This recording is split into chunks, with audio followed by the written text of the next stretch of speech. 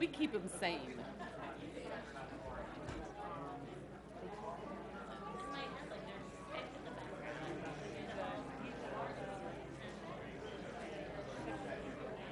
I know.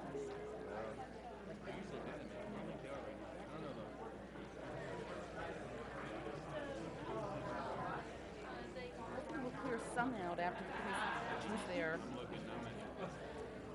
Get rid of CUC. Get rid of Rutgers.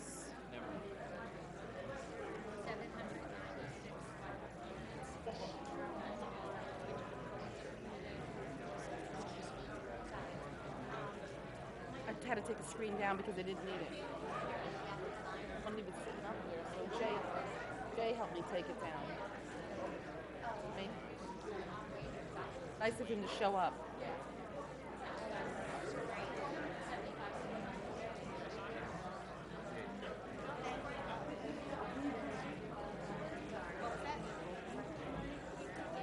With Hag Street. Last minute addition, yeah. Yeah.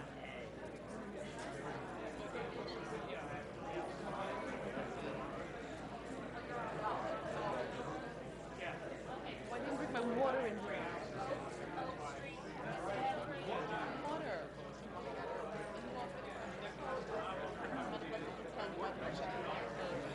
I don't think I put it in there. I didn't know where my water. Maybe my pocketbook, Jeff. Maybe my pocketbook.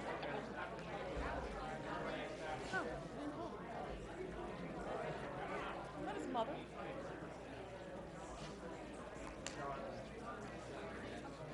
I can't see.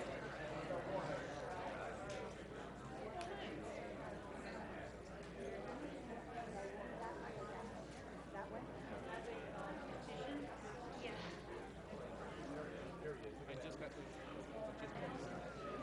Ricky? All right, hold on. I'm going to put you on the other speaker. Hopefully this works in here. Hey, can you hear us all now? Ricky? Okay. We're about ready to start in about a minute.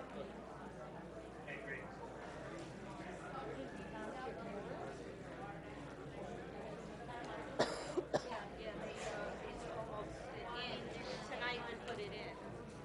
This is the public hearing. They only notified people within 200 feet. Listen, So we went around and Angie, just use what was put in front of you, not the packet. 480 signatures. Oh, right on the work table. I had to buy the plug. I was charging my phone. 204 right there. Huh? I'm getting old. You gotta speak a little louder, you know. You youngster. Not just houses, it's Eh? He's in. everybody's have their own opinion. Everyone ready over there? Everyone ready over there? I have 7 options.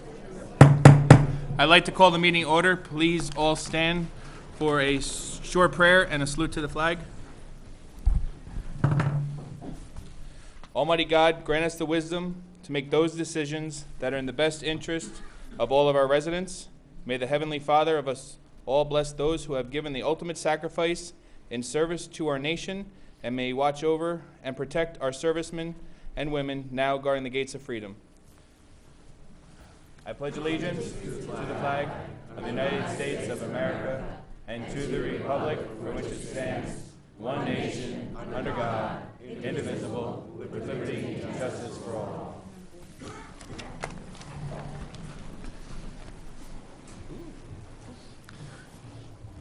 Terry, statement of publication.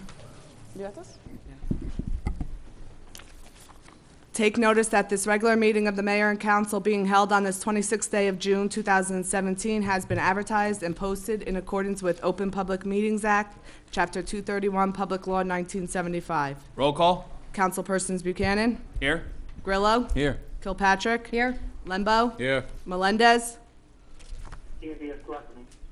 Novak. Here. Just would like to take a moment. The mayor was here earlier. He was not feeling well and took himself to the hospital, so if we could all keep him in our thoughts and prayers. and hope that he gets back soon. With that, I know everyone here tonight is here for the same thing, the Sayreville Girls Soccer Association, right?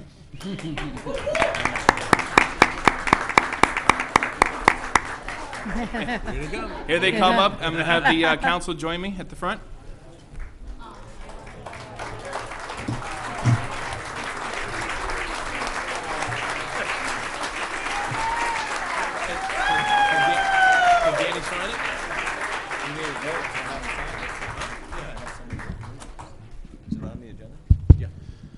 Hello, everyone. Hello, girls. How you guys doing tonight? Where is your head coach? Come on up. These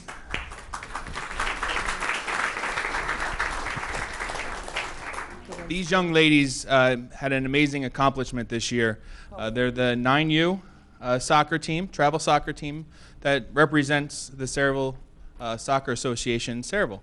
And they had an amazing season, and it's my pleasure to bring them up and have their head coach introduce them and give what they've accomplished this year.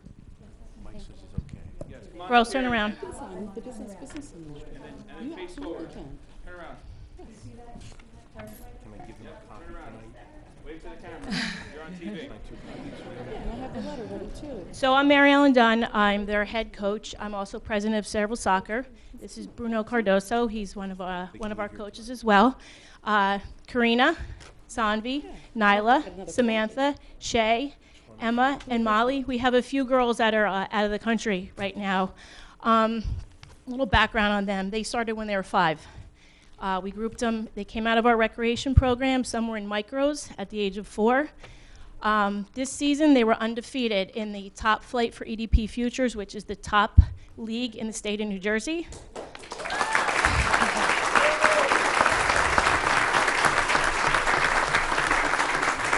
They won over 30 festival games, and they also won. They were 7-0 in the regular season. They won the Father's Day tournament in Sayreville. They played up to U10 and went undefeated. They also won the Branchburg tournament and were undefeated. So they're quite a special group of girls. And we have Mallory.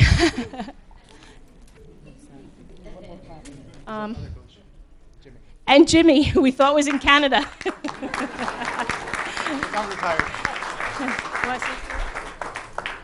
I'm sorry to get late. Yes, I come straight from Canada. So I just want to say that I'm really happy to have the chance to coach these beautiful girls.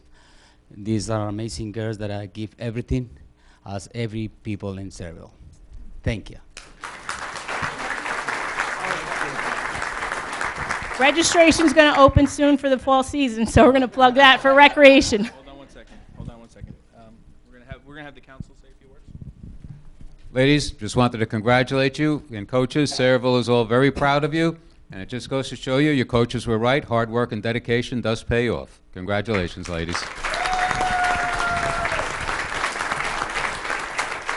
I've never seen a more attractive group of young ladies, and sports enthusiasts too. This is really wonderful. I'm going to say ditto to what Mr. Lembo said, and next year, even better, right?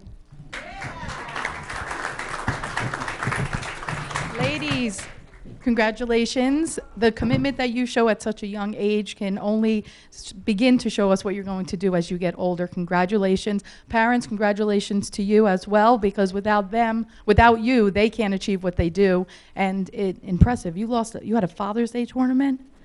Well, dads, hats off to you as well, because great job, girls. Congratulations, ladies. Well done, and I wish you the best of luck as you continue on, and hopefully you have very long careers through high school and college, and who knows what will be next. But I hope that we have Sayreville soccer stars coming up for many years to come, and that you're the inspiration for other young ladies in future generations. So congratulations and well done.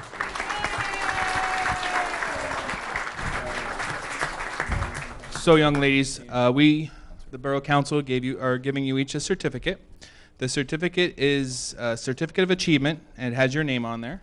And it says, becoming the first girls to be undefeated in EDP Futures Festivals and for an outstanding 7-0 undefeated spring season, and for their win in Branchburg and Saraville's Father Day tournament. So each one of you are getting one of these.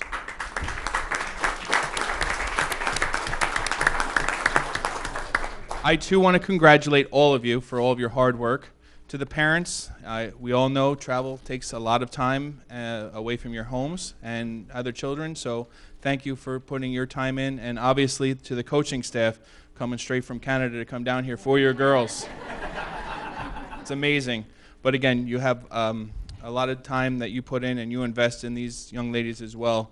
And it paid off. You played in the 10U, and you beat them. So. They're wearing their spikes. They're so dedicated. Excellent. Excellent. So with that, we're going to have you walk out, and you are on television. You can watch it on TV or YouTube. And so as you're leaving, just wave to the camera. It's that little thing above the exit sign. So girls, congratulations, and everyone, the Saraville Girls Soccer.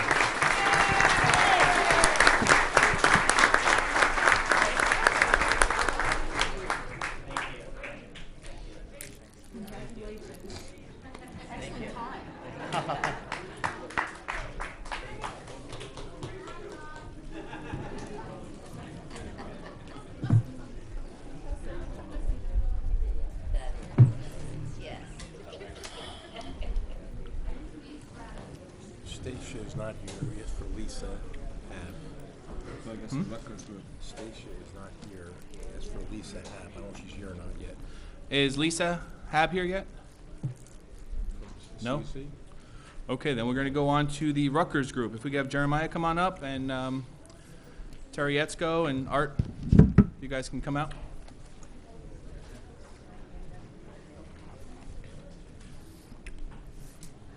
Sorry, Lisa hit. My mistake. I'm sorry, but it doesn't make a difference here.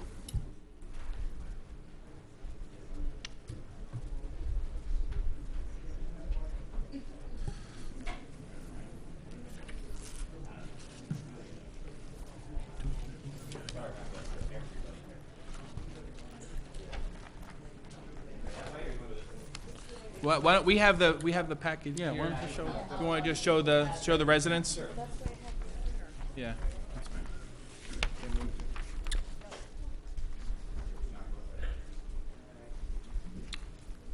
Okay, Terry, if you can. Yeah, would you like a little history about what Absolutely. happened? Okay.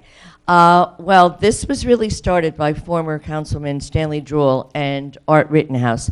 They had met with Jeremiah and members of the Rutgers group in order to come up with some solutions, some ideas of what to do with Weber Avenue and with MacArthur Avenue after the catastrophic storm of Sandy. And we've met twice, I believe, with Jeremiah with ideas, 3 times, I think. And this is like the ultimate, what they've come up with as far as working on MacArthur and Weber. So Art, do you have anything to add to that? Okay, then I'm going to hand it over to Jeremiah. Thank you. Thanks, Terry. Thanks again, Terry. Thanks, Art. Again, my name is Jeremiah Berkshire. I'm a landscape architect with Rutgers Cooperative Extension. With me tonight is Dr. Brooke Maslow, the Wildlife Extension Specialist for Rutgers Cooperative Extension. We've been working on this project for now a little over a year. I think it was before you in April or May of last year to kind of kick off this program. We've met 3 or 4 times over the past year. We presented this plan that is here today in a preliminary meeting last fall, and have been working with the Environmental Commission over the last several months to kind of finalize and lay out an implementation strategy for restoring and stabilizing the properties that have been purchased through the Blue Acres program. Again, we are part of Cooperative Extension, which serves the entire state of New Jersey through Rutgers University. Moving on to page 2 of your handout.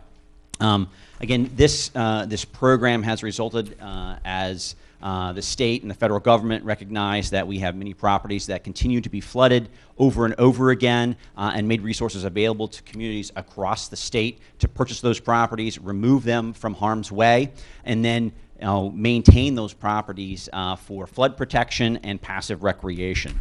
And so this process, I commend the borough for moving forward. We commend the borough for moving forward in a very proactive way and purchasing almost 100 homes and removing them and those individuals living there from the potential of being flooded and harmed in future storm events.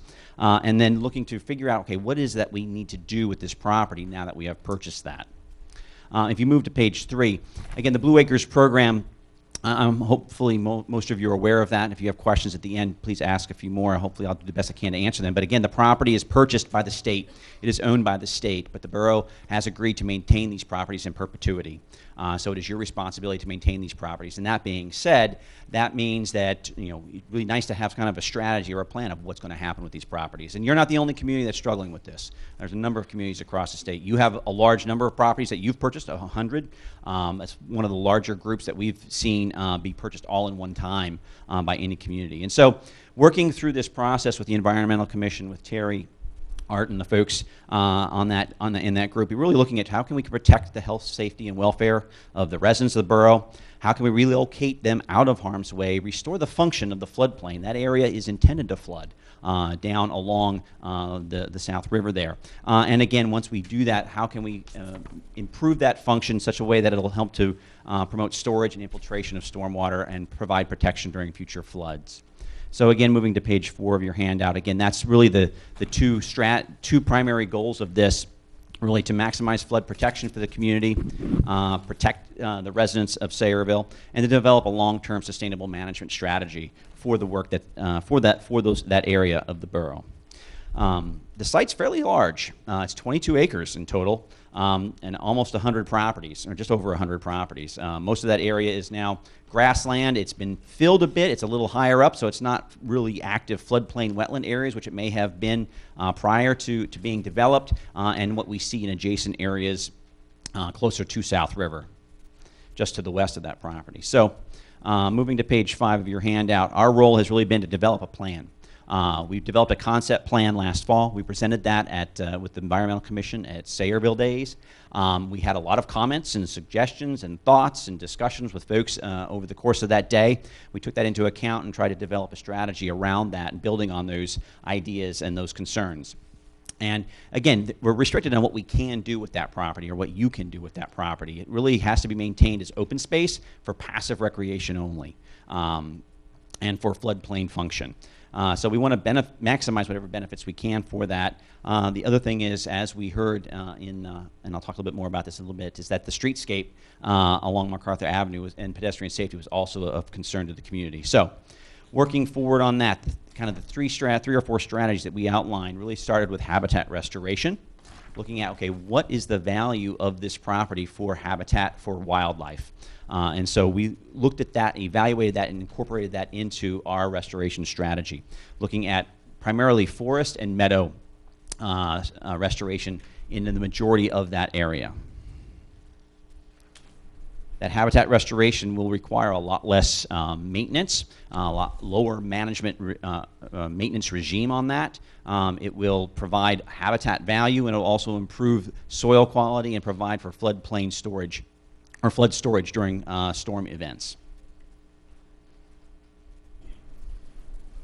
Moving to page 7, again, flood storage and stormwater. There are some areas in this in the area that are a little bit lower lying. They can support a much different hydrology in terms of plants and ecosystem types, and so those areas we can have a little more water. They can be a little wetter, and during rainstorms they can fill up with water and then slowly infiltrate and percolate, so that water goes into the soil and doesn't flood out, hopefully, nearby roadways and or adjacent homes. Again, walking, recreational opportunities, really looking at simply walking paths, birding opportunities, and then open space connections. You have a lot of open space starting from here, going right down to that area down along MacArthur and Weber Avenue. How can we enhance those connections from a pedestrian experience as well as a recreation experience? Moving on to page 8. This, I think, was the biggest and most vocal response we got from this plan, was that people wanted to see something happen to the streetscape along MacArthur Avenue. When those homes were removed along MacArthur Avenue, it left holes in that structure of that streetscape.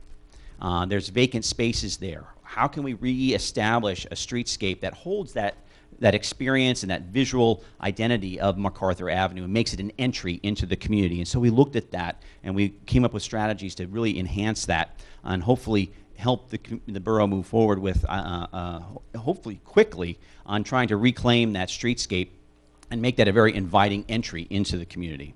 The things to think about too are, can we slow traffic down? Now with all those homes and the landscaping, the associated amenities of individual single-family homes on that street, we have these wide open spaces. It makes it a much bigger space. It speeds traffic up. Can we calm that traffic? Can we bring that scale of that street back down so that we have a very comfortable space and a comfortable, very visually pleasing entry into the community?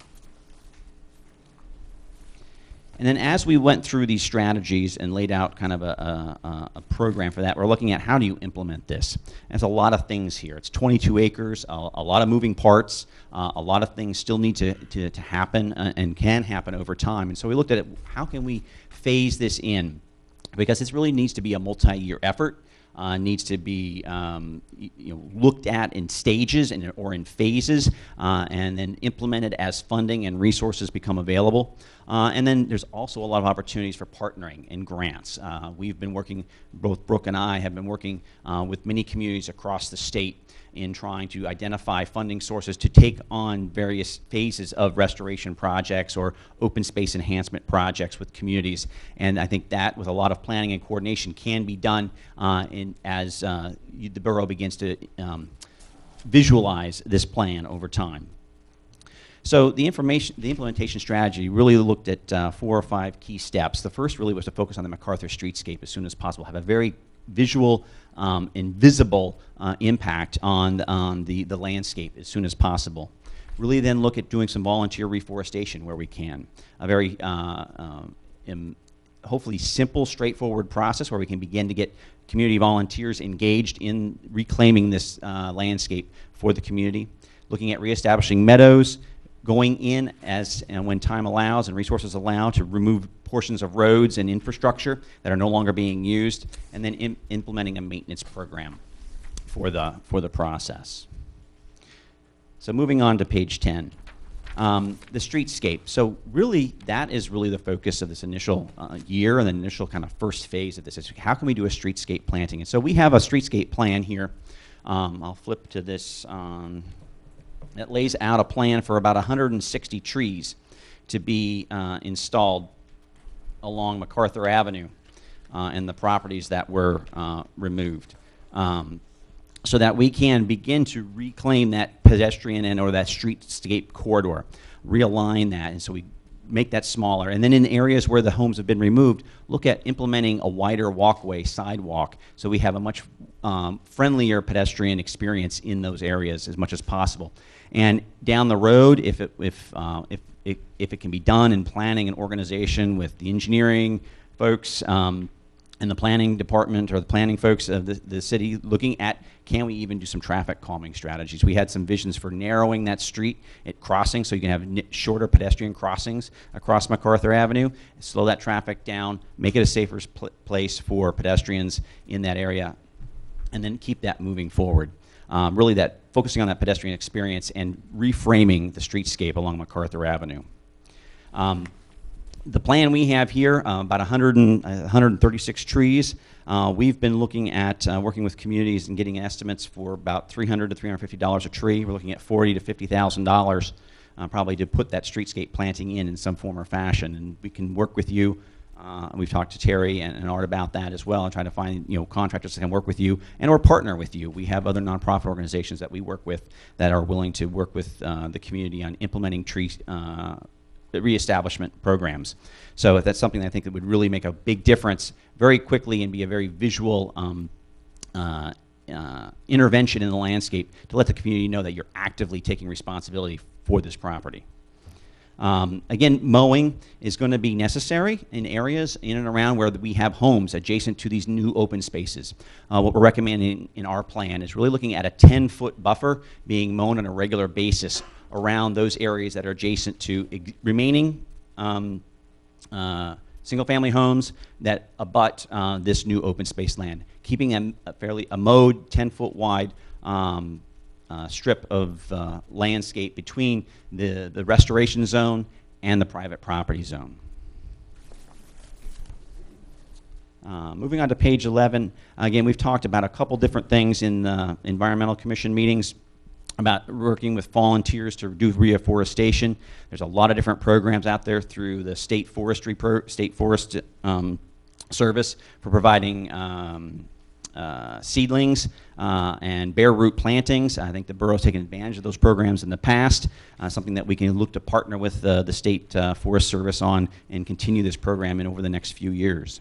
And then Meadow Establishment. We're working and partnering with the U.S. Fish and Wildlife Service in many communities, or several communities across New Jersey. They provide a program where they provide resources that will manage invasive species and then provide equipment and sometimes even some seed and materials to actually re-establish native warm season grasses and wildflower meadow areas appropriate to the landscape where we're working in right there. And so, the costs that you see in the bottom of page 11, those costs are if you're going to buy that seed at cost right now, and that can be phased in over time. And in some cases, there are some grants as well as some other partnership programs that can reduce those costs as you move forward. And then page 12, looking at road demolition and removal. I think that's really like the big phase of this is really moving forward and taking out that infrastructure that you no longer need and are no longer using and no longer want to maintain and pay to maintain. So looking at what that could look like, phasing that in, we have a plan here that shows sections of the road that could be removed right now. And then down the road, if more homes are purchased or moved out or demolished, other sections of the road could be removed. That's the next sheet there. Oh, where is it? I was ahead of that one. We jumped past it. Yeah, I think it's one more. It's in here. Sorry about that. There we go. So, and you have a small version in your plan there. It's kind of hard to read. All these documents, everyone here, if you can't see, these will all be full-color PDF documents that will be shared with Terry and the Environmental Commission. They can be made available to everyone as our final work products for this project to the Borough Council and anyone in the community.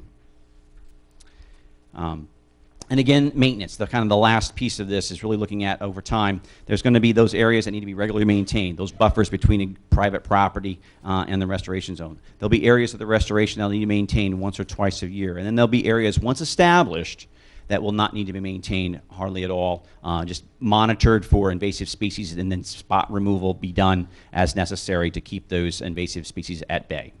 And again, this is a plan that I think needs to evolve and kind of change over time as new partners and new resources become available.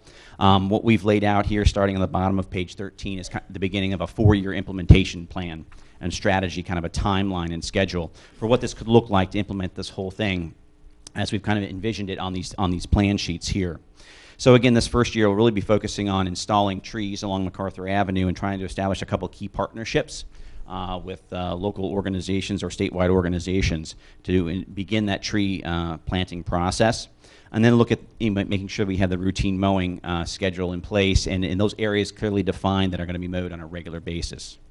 Next year, moving forward, we can begin looking at meadow management, in keeping the invasive species at bay, and then looking at reestablishing some meadow, native meadow areas in the proposed meadow restoration zones. And hopefully over the course of each year, we can spend some time doing some reforestation through community volunteer programs. That typically will be done in the fall of each year with seedlings, lower cost alternative, and then in the fall is a much better time of the year for those plants to get established, winter over, and then have a good, be ready for the good wet spring to really start taking off. Schedule and timeline for 2019 and 2020, again, continuing moving forward with the pedestrian improvements along MacArthur Avenue, hopefully beginning to remove some of the roadways and the infrastructure that's no longer being used, and then scaling up some of the restoration strategies for both the reforestation and the meadow areas. Again, over time, we are going to have a total of about 13 acres of meadow and 8 acres of forest that we're going to be looking to replant and restore in this area down here along MacArthur and, Avenue and Weber Avenue. So again, that's kind of the strategy, and beginning in years 3 or 4, we're going to really start doing some monitoring, making sure that the proposal is moving forward, the work that's being done is successful. If there's things that need to be adjusted or monitored or managed or altered, we often do some adaptive planning as we go along to see what's working better than other things that are working in terms of particular species or particular approaches, and that can be done as the project moves forward. At the bottom of page 14, you have a project budget. That is a project budget given if you would try to go out and put this project in the ground today all at once. It doesn't look at any grant funding. It doesn't look at any partner contributions of any form of any kind or any in-kind contributions. So you're talking for a 22-acre project, you're talking anywhere from $400,000 to $500,000 if you would try to tackle this project all at once with trying to hire a contractor or a series of contractors to come in and do this project. So it's a big effort, and I think it's a significant investment for the community, but broken down over time, I think it can be very manageable, and that's the strategy that we've been discussing and working with the Environmental Commission to kind of move forward. And so the last page of your handout there on page 15 and top of page 15 is looking at the funding and partnership opportunities. These are resources with real dollars and real materials that can be used for projects like this. The U.S. Fish and Wildlife Partners Program, we use them quite frequently for invasive species management and technical assistance in establishing meadows. I talked about that before. New Jersey Tree Foundation has been a great partner in many communities I've worked with in helping plant trees and install rain gardens and other programs in communities. The Green Acres Local Government Stewardship Grants, that just came out this year. And those funds have been prioritized for these kinds of projects. And we're looking to see several of those projects funded this year once the Assembly passes the appropriations bill.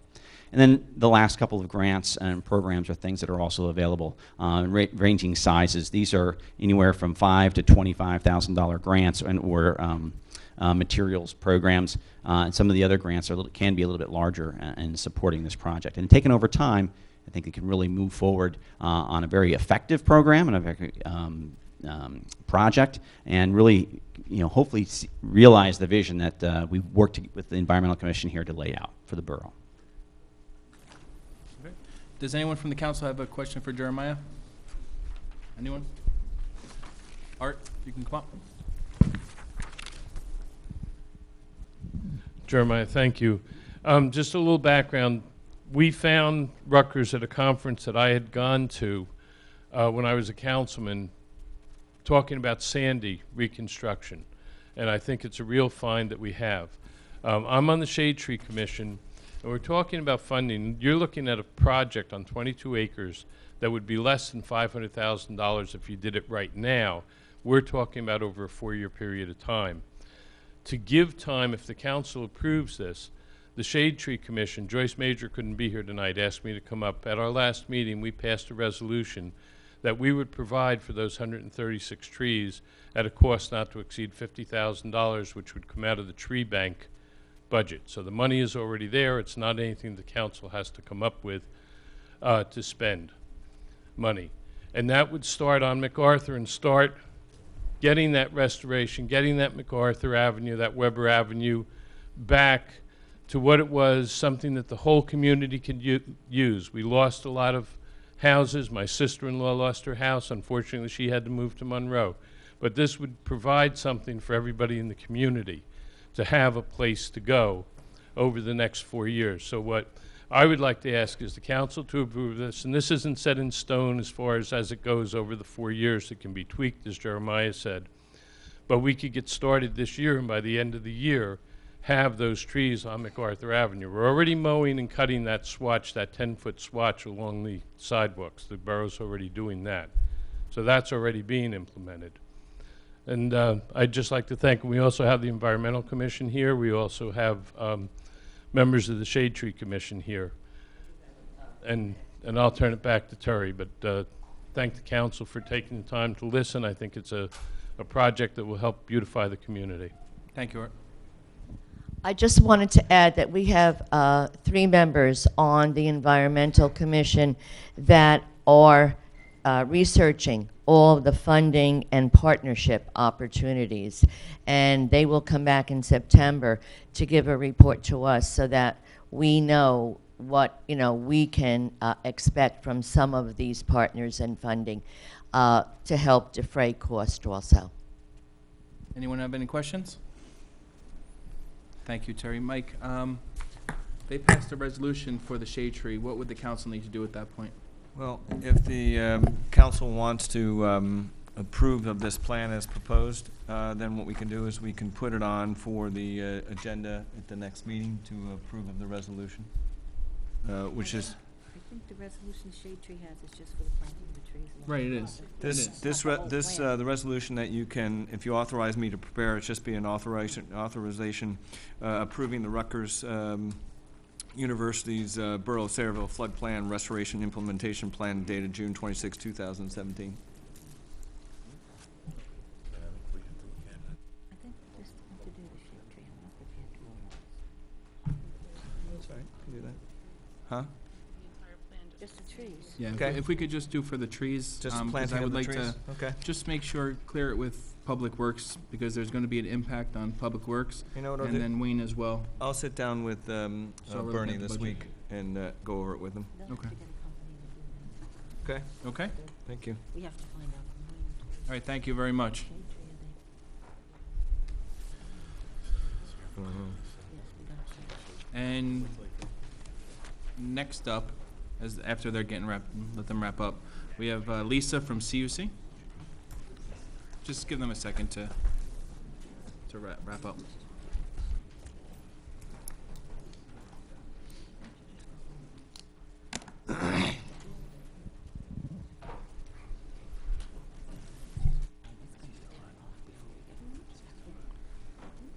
Most likely. Councilman Melendez, are you still with us? Yes, I'm here. Okay.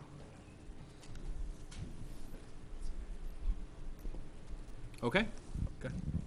Council, I want to thank you for the opportunity to be here tonight to report on your third year of savings through your government energy aggregation program for your residents here in Sayreville. To date, through the current program, which started September 2015, and the savings only run through January 2017 that I'm about to give you because we don't have data from February forward just yet. Residents have saved $550,000 in that time frame, and that's in addition to the $225,000 they saved in the first year of the program, which began back in September of 2014. Doing our due diligence, your contract is coming up to end in September, so we took you out to auction last Friday, and were able to receive bids from 4 different suppliers. The winning bid was from Constellation. It's for a 24-month period. This is our recommendation to the council. It's at the current rate, which is at 0.0948 cents per kilowatt hour, which is what your residents are paying at this time right now. So it is our recommendation again that council consider the 24-month extension of the current program. We would only send the announcement out to participating residents. You have about 80% of your residents that are still in the program. So we would not bother the 20% that have already opted out. We can certainly put together a report for your website or however you wanted to work that to remind residents they can certainly opt back in if they wanted to receive the savings again. But again, we would just be sending the announcement about an extension to the current participating residents. Also, we could do another outreach program if that's what council wishes us to do.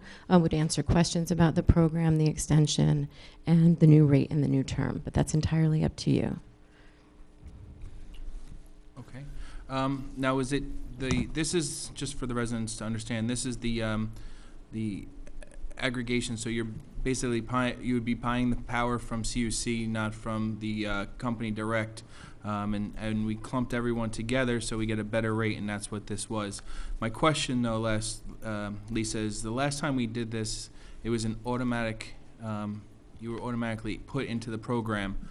Is it an automatic renewal, or will the residents have the option of opting out at that time? The residents still have the option, so we're only going to send it to the folks that are still in the program. So folks receiving savings to date, the ones that have stayed in through the past 3 years, those are the only ones that would be included in this program. They can opt out at any time. Opt out, but Absolutely. it is an automatic renewal then. Automatic renewal, yep.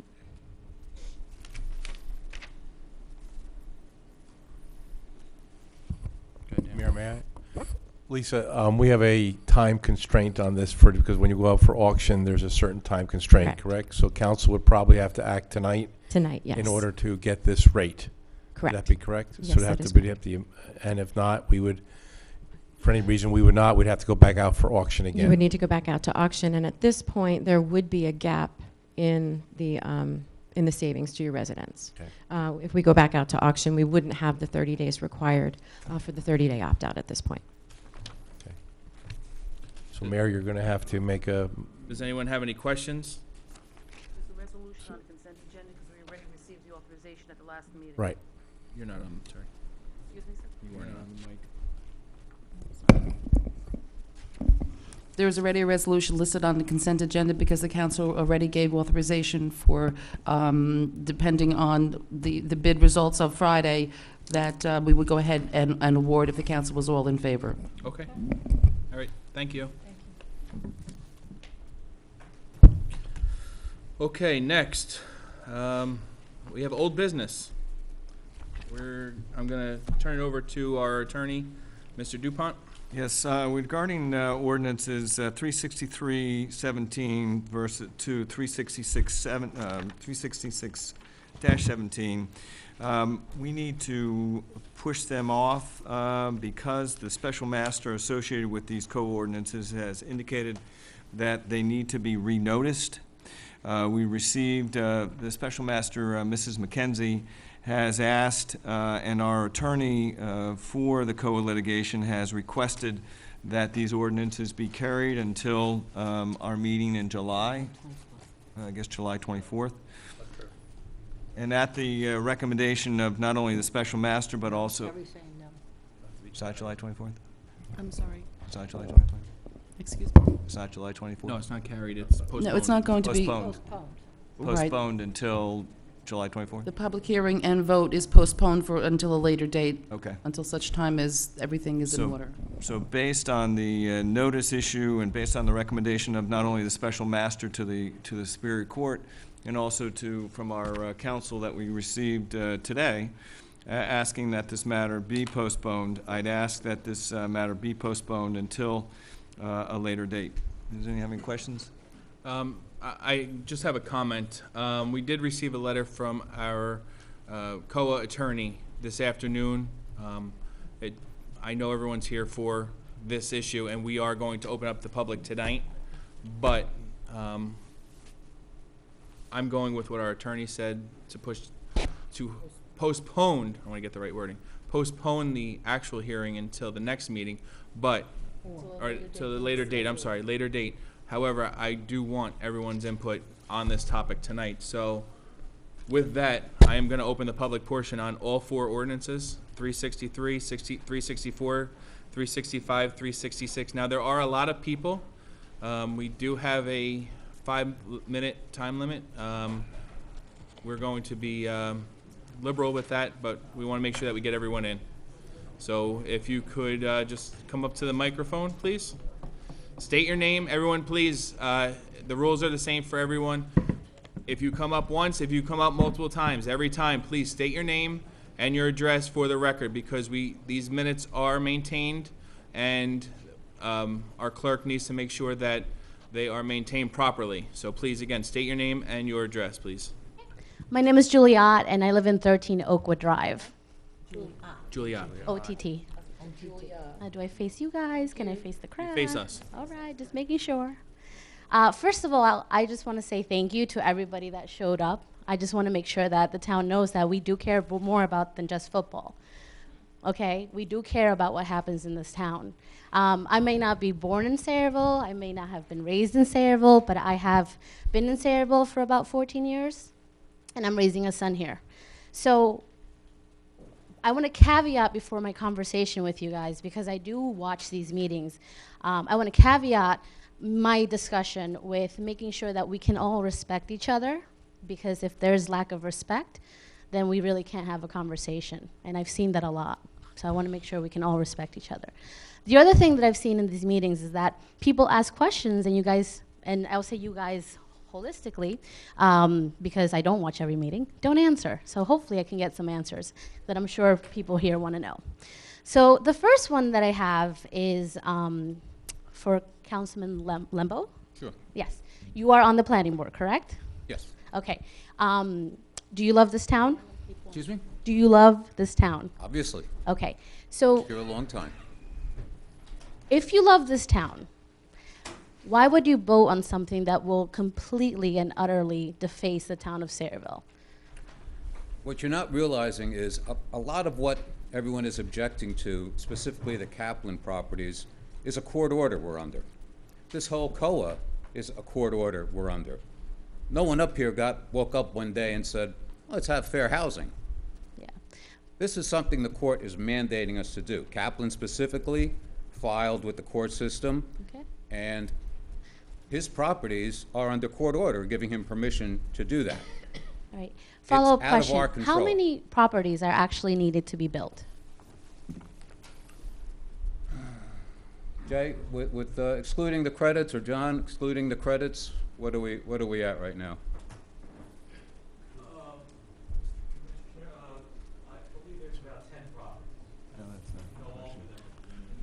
I believe you meant How many number of units. dwellings? Yes, I think Units. everybody wants to know how many All right. dwellings we want. Before we go further, Julia, I'm going to have to rein you in a little bit. You have to address your questions through the chair, and then we'll Okay. disperse the questions out. Okay. But with Mr. Leon Cavello, you're talking about properties. There was approximately 10 properties. Okay. The amount of housing units for affordable housing, I think, is where the question was going. Yeah, thank you. I'm new to this here, so, Yes. you know. We'll get you there. Thank you. All right.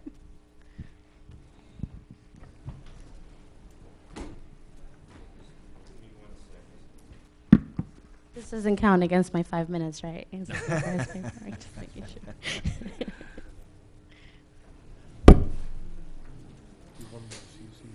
I prepared 3. There should be 3 there. I had them all flat for signature. Dan, look at the other side of the table. 35 units. Pick that up. They didn't know we were Just coming. The other Quickly, side. make sure that he doesn't go off the rail. Okay, the question was how many units are they looking for? Affordable housing looking for? All right, let me give you the bottom number of the court. We negotiated with the court a number of 785 affordable housing units. Okay. Okay? Can I ask, do I ask him, and so 785 affordable housing units, but how many retail market units are being built? Well, that breaks down to about, for every project, for instance, there's a set aside of 15% if it's a rental use and 20% if it's a for sale use for affordable housing. Right. So that breaks down, for instance, Kaplan Site 1 and Kaplan Site 2 are the first two on our Excel sheet. And that there's affordable housing set aside of 26 on Kaplan Site 1, which is by the boat ramp, if you know where the boat ramp is. I do. That strip center next door. And then south of that, across the street, is a property that has approximately 12.5 acres. And that would be 26 units. There would be a total of, out of that 26, there would be market units of 147 for approximately 173 units. 173. These are just the, just so that I'm clear, the affordable housing units, not the retail value. They're not retail units, they're residences. Okay. So, Well, Julia, if I may. Thank you. So everyone knows, I'm going to do a history. I'm going to ask Mr. Leon Cavello for a little bit of history so they understand where we're coming from and where we're going and what we're looking at and what we're faced with. But while we have that question fresh on our mind, what Mr. Leon Cavello is saying is that 173 units are planned to be built on Kaplan 1, of which 147 are market value and 26 are affordable. That's correct. Okay. So now, if you can just inform the residents how we got here. How we got here. There was litigation in the state that goes back to the 70s. If you could hold the mic up a little bit closer, thank you. That goes back to the 70s for Mount Laurel housing, all right? It went through the 80s, it went through the 90s. Basically what happened was the Council on Affordable Housing didn't prepare its third round of regulations. They were supposed to. They never did. If you remember, maybe a few years ago under the Christie administration, they were trying to disband COA. Finally, what happened in March of 2015, the whole thing went to suit and found that COA was disbanded almost. It was just taken out as the entity that administered the rules and regulation for affordable housing in New Jersey. All right, in every town. Every town, except for the large cities, have a responsibility and an obligation. So that's where we got to, and every town got a number through the county vicinages, which we're in Middlesex, of course. So we go to the Middlesex court in New Brunswick. And we were assigned a judge, as everybody else has. There's one judge for every county, or two judges in one particular case. But every town has what's called an amicus curiae, which is a friend of the court, which is in this case, the Fair Share Housing Center, which was involved in every case in every county in New Jersey. So they were there for every case. In our case, they were there. We were assigned through their input and with the input of some consultants from Princeton and also from Washington, D.C., with a number of originally 1,309 units for the period of time which ran from 2015 to 2025. The COA housing goes in 10-year increments. The last one before that was different. It wasn't a 10-year increment. It was maybe a little more. It was 1987 to 1999. And then this one now is 2015 to 2025. There was also some gap years from 1999 to 2015, which also were suited and heard in court cases, and they had to be accounted for also. A number of people thought they might not be accounted for, but because there was no administration, because basically the Council on Affordable Housing at the time was not functioning as it should, and there was a lot of politics and a vast number of cases that were taken to court either by nonprofits, amicus curiae, friends of the court, or other people. So John, with that, these are units that the judge believes should have been built here in Sayreville already? These are units that we have an obligation for under the Fair Housing Act of New Jersey, which, as far as I can tell, is not going away. That's going to be here for every round now. The round now is 2015 to 2025. There'll be another round from 2025 to 2035, and there'll be another round from 2035 to 2045, if there's if there's affordable housing that's needed. Many people question that at that point we're having trouble finding properties that can be used for the kind of housing we're talking about. By the time you get out 20 years, I don't know if there'll be, it's hard to project. Any projection is only what it is. Something, that you're not sure that will occur, and there are many things that can change. So I'm a pretty simple girl, and I'm really good with math, and I'll reiterate, because maybe my question wasn't understood. How many combined totality are we talking about? Are we going to add not the market value, how many How many affordable housing units are we looking at? How many market value units are we looking at for the affordable houses? Okay. To be built. To be built. First of all, you have the luxury point. which We years don't need ago. We can go through the breakdown, but just a round number for Round everything. out, 2,000, 3,000? Well, it just it creates a problem in terms of matching apples with apples. But if you don't include the luxury point right now, just for a minute, we have 1, 2, 3, 4, 5 projects that total 803 market rate units, and of that, there's 141 affordable housing units. And just so I'm clear, that's not including the point, correct? And that's not including That's the not point. including the point. Okay. Okay. Okay. I only have 2 more points. I'll make it quick.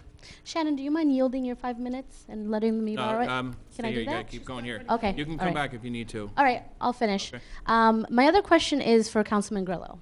In the article published not too long ago, you stated that you voted and thought this was a sensible plan. Now, you are a professional planner in Staten Island. Correct. Can you tell us in lay, because we don't like big words here, what is that? 3 to 5 points. Why is this a sensible plan? So just so that everybody knows, this is John Leon Cavello. He's the borough planner. I know we introduced him. Larry Sachs is the attorney who handled this. And this was actually brought through the planning board a little over 18 months ago. As John explained, the court ordered the borough of Sayreville to develop a plan to address the number of affordable units that had not been built over the last 25 years. So I get it. It seems like it's all at once. That's because it is, because we didn't build them as we should have. Now, I was probably in about 3rd grade when this problem started. So, but we're trying to figure out our way out of this. And the reality is, when you have to build these affordable units, there's only so much room to build them in. And the plan, and I do feel it's sensible, addresses that they have to be built on large lots. Those large lots are owned by development companies that can build affordable units. As we've discussed in this body, some of those do need to be rezoned or upzoned. That's the reality when you have to build this number of homes. We are in a difficult situation as a community. However, we're not in a unique situation as a community. There are municipalities all over the state that need to comply with this affordable housing mandate. So, I'm with you. I live off of Main Street, and I think about, the traffic that's probably going to come down there as we build schools. We have to build new schools. We have to put in new gas, new electric. But you're in a leadership position that can make a difference. And that's what I'm doing as we develop an effective, sensible plan. Somebody has a cough back there. It's a shame. I hope you feel better. And so there's really not too many options here. We have these large tracts of land where we have to build a large number of units. So Thank you. That's it. Yeah. And just my very quick last point, it will take 30 seconds. I just want to, I can't face you guys 'cause I have to face. I just want to let you guys know that I did get in touch with Dr. Labby because I was curious if he knew, number one, number two, what was being thought of or done, because Sayreville schools as we stand are overcrowded. Okay? This is what it feels like to go to school in Sayreville right now. Okay? And there's no talk about a school being built. And Dr. Labby didn't know about it, which I found to be shocking. One, because as a superintendent of this town, I think that that's important, you know? Especially since some of these dwellings would be 2 to 3 bedrooms, if I'm not mistaken. The second thing I thought was really interesting is that there is a planning board member that sits in the Board of Education, which is Michael McEnone. Why didn't he tell him? So I leave that. Thank you so much for your time. I'm done. Thank you. Jim?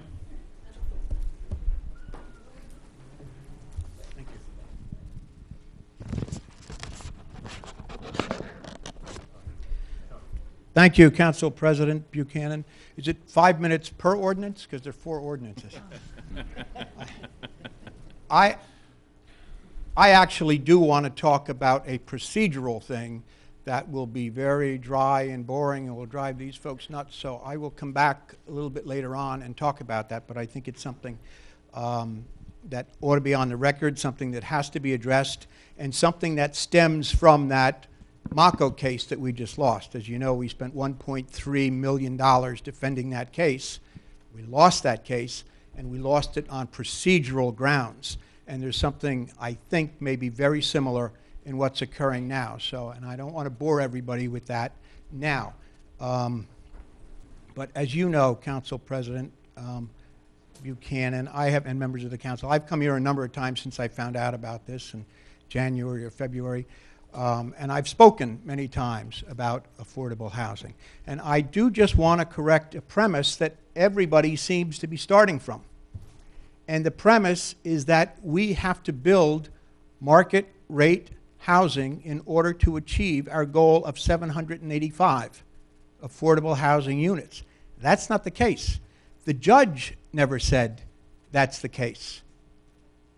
When you do what is called inclusionary zoning, and there are a number of ways to address affordable housing, and I think I gave everyone a brochure that talked about a number of them, and I'll go through them very quickly, very quickly.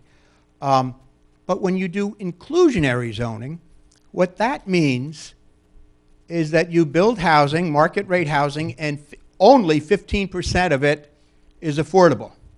So for every affordable housing unit you build, you have to build 7 market rate units. So I support affordable housing. Affordable housing is necessary for seniors and young people starting out and folks that aren't making a lot of money. I think a lot of people support affordable housing. What I object to is poor planning. I object to high density. I object to overdevelopment. I object to using affordable housing as a guise to make wealthy developers richer.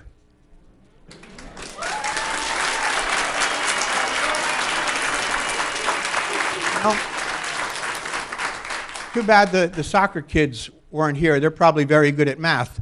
I'm not so good at math. But if you take 785 times 7, that's what we're going to build. If we talk about we have to fill up all this open space.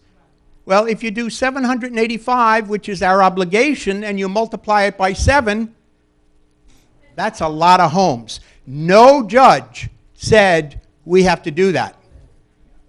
What the law says is that we have to have affordable housing. And I went through a list before, and I don't want to bore you because I know you've heard this many, many times. But there are a number of better things. There's what's called 100% affordable, either senior or affordable. That's where the town gets grants. You know, Councilman Grillo, you talked about we're not the only municipality that's going through this. I just read in the newspaper that Woodbridge got a grant. They are building 96 senior units, all with federal money. Now, if we round that up to 100, because that math I could do, that would be 700 units if they use the inclusionary that we're using. Instead, they got a federal grant and some other grants. The Mortgage Housing Finance Agency provided some money, and they're going to do these things themselves. And they're going to build 96, not 700. And 700 units means God knows how many more cars, or God knows how many more kids in the schools. So we should not make the mistake of saying, and I wouldn't want the town to be painted as a town where people don't support affordable housing. What people don't support is 7 times the number of units that we have to build so that certain builders can get richer. Now, some of the things that I talked about in that brochure, and I know that most of you read them, were special needs housing.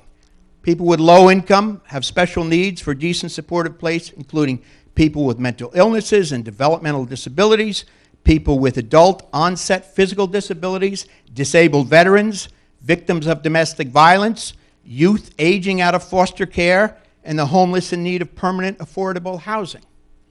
That qualifies. And if you do that, it's 1. It's not times 7. Assisted living residences qualify. If you do that, it's 1. It's not times 7. Market to affordable program. That's where the town goes in and gets a house that's been foreclosed upon, or a house that's in disrepair, or a house that's all boarded up, and it buys it. Sometimes you don't even have to buy it because you can foreclose upon it if they haven't paid their taxes. You rehab it, and you get credit for that. And it's 1, not 1 times 7. There are a lot of better, more creative things. You know, I don't know if somebody talked about it or I read it in the agenda, but I think one of the ordinances here talks about something similar to this. There are a lot of illegal conversions in this town. We know about them. You can count the meters, you can count the mailboxes, you can look at the cars. We look the other way. Well, maybe we should go count them, legitimize them. Say, we know you're living there. We know you have a tenant. We know you have a family member who's low income that's living there. You don't have to hide anymore. It's now legal. You're grandfathered. But we want to get credit for that. And that credit would be 1, not 1 times 7. And Councilman, at the last meeting, I think we talked about something similar, and the planning board is going to look into something like that. Is that accurate? Yes, tonight on the consent agenda, we're going to have 2 recommendations to the planning board. One for an adaptive use, reuse study for any abandoned buildings or underutilized buildings to be converted for that use, as you said. And the other one is a zoning recommendation study for Route 35 in Morgan to increase density where there are now vacant buildings and vacant lots. Okay, I appreciate that. And I'm not going to take any more time. There are a lot of people here. I've been up at every meeting probably since February. I think you all know these ideas. What I do appreciate is now that we have this stay, we have whatever it is, it's an indeterminate time, I guess. Now I hope that the planner that the council, in its wisdom, hired a couple weeks ago will be able to look at these things and come up with options that really benefit those people who are supposed to benefit from affordable housing rather than wealthy developers. You know, and I'll just take one more second to talk about this, to put it in not abstract terms of 1 times 7, things like that. In Town Lake, when the apartments were built in Town Lake, and I saw some of the stories on that and the transcripts in the Camelot at Town Lake, and I understand that the developer offered, and I think Mr. Cornell, you indicated this at one of the council meetings, the developer offered to make some of those units affordable housing. If 45 of those units were affordable housing, that wouldn't be a gain of 45, because we don't have those 45. We need to build 300. We need to build 45 affordable and 255 market rate. So if when that was before the board and there was actually litigation there was plenty of time to negotiate and get things that were in the town's best interest. If 45 affordable units were included in there, that would be 300 less units, marking rate and affordable, that we'd be talking about now. That's a lot of kids, that's a lot of cars. So I'm going to suggest, I'm going to finish, but just suggest there are better ways to do this than the inclusionary that we seem to have started from and never gotten off that. But now that we have some time, I hope that we consider some of those better options. And I thank you very much for your time. Thank you, Jim.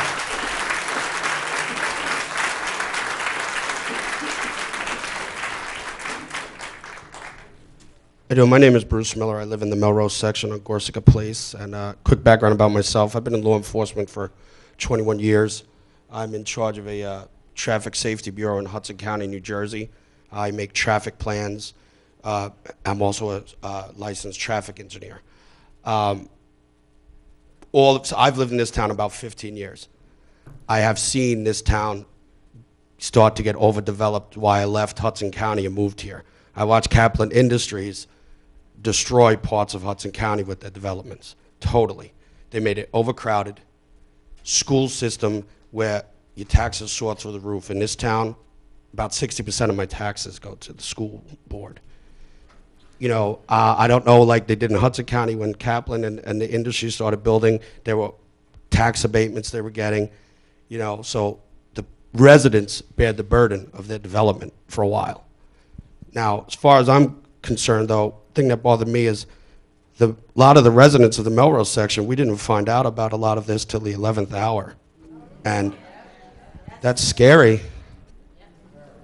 And I don't understand why that happened. And then not everybody found out. I mean, you guys, they went with the map and that 200 feet rule. You guys kind of got down to the inch, and my next door neighbor doesn't get a warning, but I did. So, I mean, that's kind of messed up in my point of view. And I also understand COA laws. I understand how they work. I understand you get older, but this gentleman, I didn't get his name, who talked, he's 100% right. Where I grew up in Weehawken, the town purchased my family property, turning it into senior citizen and veteran housing. They get credit for that. There's a lot more things that could be done than allow them to develop. The schools are overcrowded. The roadways, you have way too many cars in New Jersey. It's an average of 3 cars per family, 3. Sayreville's design, suburban design, there's some engineers here, is a product of what happened in the 50s and 60s, with your cul-de-sacs, your loop-arounds. There's only about 8 full, complete cross streets that go in this town, and they're all only 1 lane in each direction. We rely on volunteer EMS and fire. That means they have to drive to the firehouse to get the fire truck to go to the call. That's bad. I mean, you're adding more traffic. I mean, sometimes I could sit coming home to my house just on Route 9, could see where I live, and I'm sitting in traffic for 20 minutes. You know, you could sit on Ernston Road for 20 minutes and not even get to ShopRite. And now we want to add almost 1,000, well, more than that, close to 1,000 or 5,500 units they want to build. That's a lot. That's a lot. That's a lot.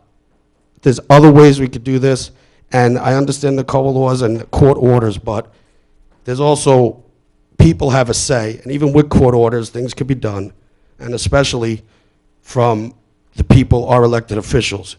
We're here coming to you saying, hey, you're residents, we don't want this. We don't want it. I don't think there's a person in here that wants this. And now what we tell you, you could go up, you go to the county level and you say we don't want this, and then it goes to the state level. That's why we elect you people. That's why we elect you. Not to just go, well, they got a court order, we got to bend over and we got to let them build. That's not what happens, man. Like that gentleman said, there's a lot of options with this. Up in Hudson County, it started getting overdeveloped. The town started to realize the options they had. So there are options. There's a lot of options. There's a lot of boarded up abandoned houses that could be purchased, you know? So like, we're pleading to you. I think all of us are pleading to you. Help us. Try to do something. Find out. Don't just let it happen, because this town is getting so overcrowded. Pretty soon, it's going to be a city. Taxes will just go up. You're going to need more police services. Can you sustain a volunteer fire department after a while? You're talking 5,500 people. I mean, that firehouse, the volunteer firehouse in Melrose, goes out every day. I grew up with paid fire departments that didn't go out as much as that volunteer firehouse goes out. So we're pleading to you. I think all of us, are we all pleading to them to please help us? Because we kind of feel neglected that at the 11th hour, we got notified. And then it's kind of almost slap in the face. I understand the mayor got sick, didn't feel well. But we all showed up here, and he didn't even stay here. You know, that's something that doesn't make us feel. And I don't even know half these people, you know. But we all have a common cause. So we're pleading to you. Help us. Find a better way to do this.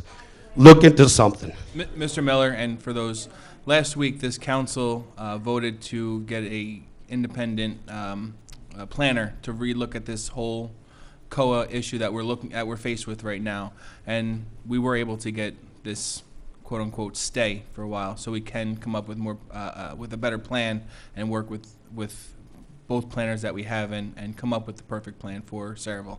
I was born here. I was raised here. I'm 5th generation here. I've seen it where most of these developments, I played in them. They were woods and sand pits. Yep. Now they're houses. I don't like seeing that. Right. I don't want to continue. I don't want it to continue anymore. Well, thank you. And I want to thank you, and I hope you, just one thing I could ask, and I'm sure for all of us, can you maybe notify the whole section of Melrose?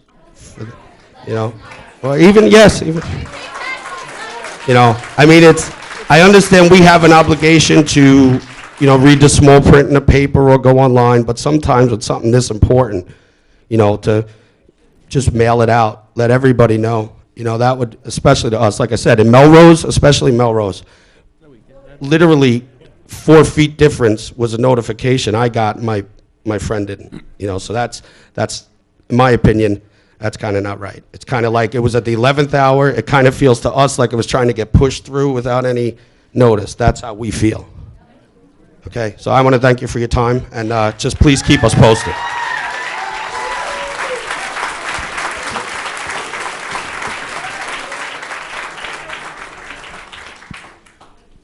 My name is Janice Benedetto. I've lived in Saraville since 1985. Address?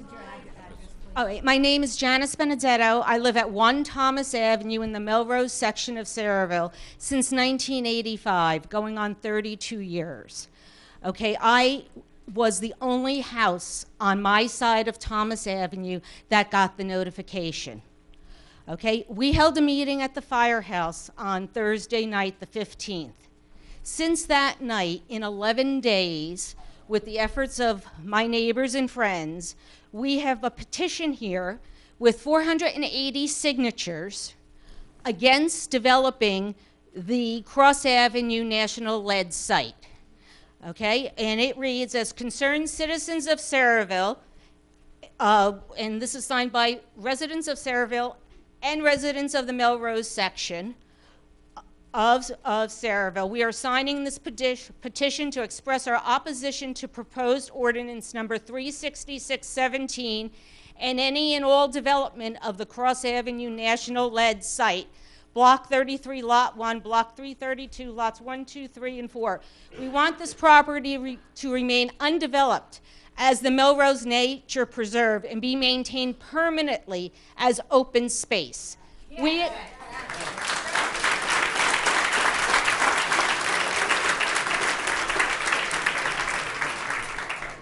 We expect our mayor, borough council, and all elected and paid officials to act on our behalf to do all that is legally necessary to accomplish this. We want the Cross Avenue National Lead site to be officially classified as open space for the borough of Saraville on a permanent basis. And 400 concerned citizens and residents have signed this in a very limited amount of time with very limited hours put in, with really no opposition. It's amazing the public opinion, and you're our elected officials who we have, to my knowledge, no representation on the council. Does anybody live in the Melrose section? No. Right? How is that property zoned? It is zoned residential right now. It is zoned residential. And what's the density compared to this ordinance density? About half. About half. So it could, instead of apartments, be instead of rental units, apartments, which I'm gathering is what the plan is. It could be houses for sale. But what about your open space legal requirements? How many acres does that area cover? 22. All right, George 22 knows. plus 22. acres. You talk about the limitation of available properties of a large size. Isn't it more important to maintain open space, wildlife areas, and do what the gentleman before was talking about, forget inclusionary 5,500 unit development, and go for smaller type things and maintain our deer and our wild turkeys and our owls and our hawks and maintain open space requirements? Just so you can, Mayor, may I? Go ahead. I've been voting consistently no on this since I first found out about it. Also, I'm a member of the Open Space Committee. This was put before the Open Space Committee, and the Open Space Committee made the recommendations that we attempt to buy this for open space. And how much money do we have in the budget to put forth to buy open space? We have, Wayne, was it about $7.5 million? $6 million. $6 million? $6 million. How long has it sat there? How long has it been allocated? No, not It's been open, we've been collecting an open space tax since, I believe it was 2000, the year Yeah. 2000. 2000. When was the last time any of it was spent? Probably years ago on the DuPont Years ago, property. how many years ago? 1, 3, 5, 10, 15? More, probably approximately 10 years ago. All right, well, I Can't think tell it's you about time offhand. we spend some of it then. Who's the owner of the Cross Avenue National Lead property? National Lead, or is Kaplan the owner now? No. Right now it's National Lead still All owns right. it. There is a developer, I believe, that has an option, but it's not Kaplan, I don't believe. It's another And developer. what's the price? What's the asking price?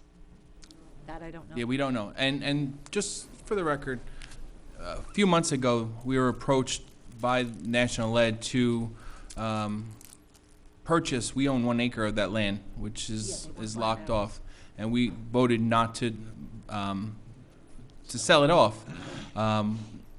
As Mary said, Councilwoman Novak has said, Open Space is looking at purchasing it. As far as open space, there's been many projects that we've looked at, but the affordability of the time. But Crosser Avenue itself is in bad shape. That's privately owned, is it not by National Lead? Yes, ma'am. But here's the thing. I did some research on it. It's one at a time. If you want to come up, you can come up. But Cross Avenue is owned by National Lead, but back in the 50s, we had an agreement with National Lead that we would take care of the road, and in the 80s is when it was paved. So we have an agreement with them that we're going to be taking care of that road. We're looking at other options right now. Well, I moved in 1985, that was 32 years ago, and I have only seen potholes in 32 years being filled. It's Right. the town's responsibility or negligence. Again, We don't have ma'am, I understand. You have to come up and speak at the mic if you want to get on the record. And about these ordinances. And about the ordinances that we're discussing today. So I went off a little bit talking about Cross Avenue itself, but part of the ordinance is rezoning that piece of property, and we already voted it down to buy to sell off part of the property so that the proposed developer can't build any more than what they're looking for right now. What about the environmental It's included within investigation the and plan. cleanup? There's been a sign up since August 31st of 2009 on 2 gates on the property. What are the results of testing? And we're waiting now for how many years since 2009 of August for cleanup? We're waiting, it's Jay, do going you have on the 8 years? results on that? No, anything would have to get addressed through DEP, and it would have to be satisfied by DEP, since it's a DEP. What about our investigation. health while this is developed? And the cleanup process and whatever. We're going to breathe the air while all of this is, more or less all turned up, and there'll be dust in the air and all of that. It'll affect everyone's health. We don't know how bad the contamination is. We've been living with that threat for 8 years. Jay, I don't know if you can go into any further what you know of the property.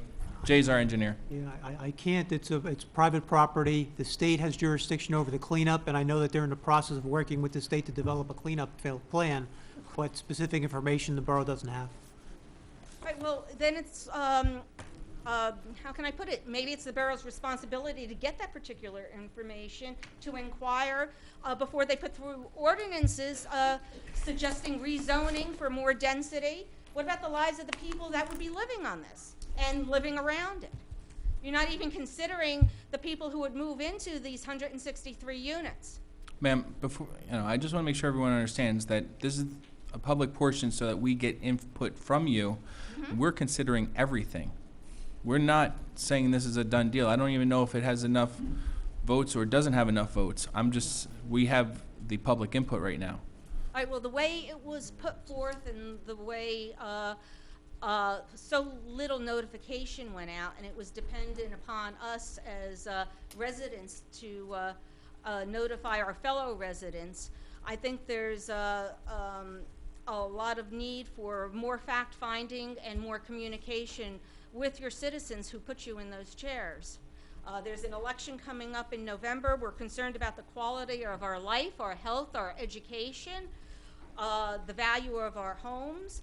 I see in new business you're considering Hercules as to be considered as a non-condemnation area in the need of redevelopment. Well, maybe instead of the Melrose section, maybe Hercules is built big enough for some affordable housing. And keep this with our wild turkeys and our deer and our owls and other wildlife, and look into other options. And I don't know how to go about, presenting you with the petition of the 480. You can just hand it off to the clerk, and she'll disperse it. And am I allowed to continue on to 481 until the next meeting, and continue collecting signatures? Okay, we're on board, and we're going to move forward. And it was pretty easy, so we're going to continue. Thank you. Thank you. Thank you.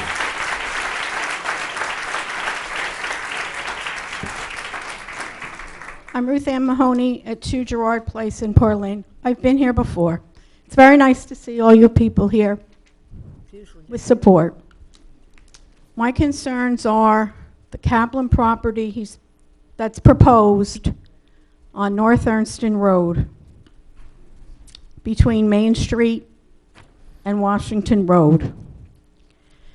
My concerns are, once again, a new one, parking along North Ernston Road, people, for the New York bus.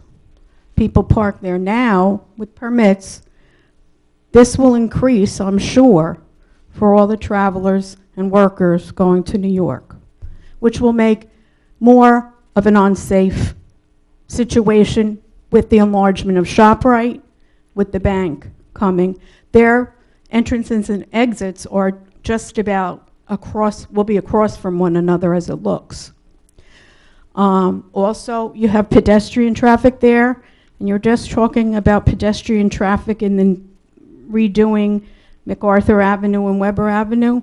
Well, I think you're going to have a lot of pedestrian problems in North Ernston Road, along with the traffic light issue along Washington at school dismissal and school arrival times, because there's a mess there now as it is. There's the railroad tracks. I don't know who's going to want to live with the railroad right behind them, and that works 24 hours a day in today's world. Also, you were talking about having, I'll call it open land at the MacArthur and Weber Avenue, and paying for, I'll call, like I said, open space and natural habitat, where you want to rezone part of the North Ernston project that's prime. You're taking away the natural habitats, and now you want to pay for natural habitats. Tell me it makes sense. I don't understand it.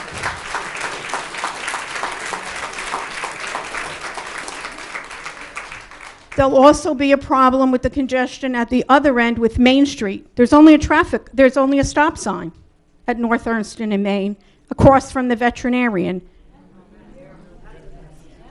It's a danger spot already. And I mean, I live off of North Ernston on Gerard. The police and the ambulance travel that every day continually. People don't get out of their way now.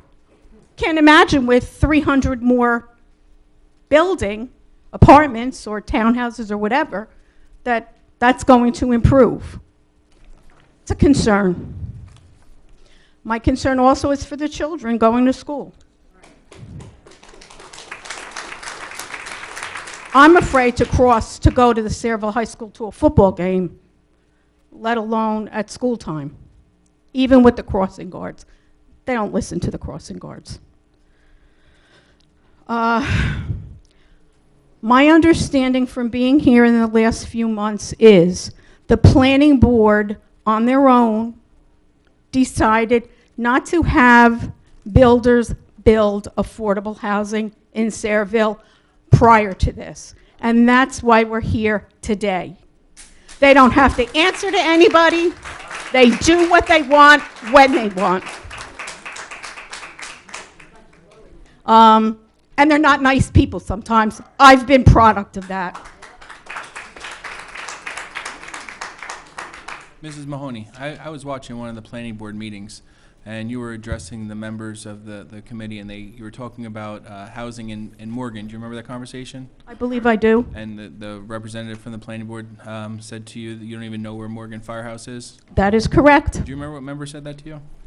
I can only tell you where he probably was sitting. Where was that? Kind of in this main area, like your seat. Okay. He also told me I was taking up his time for pizza. Okay.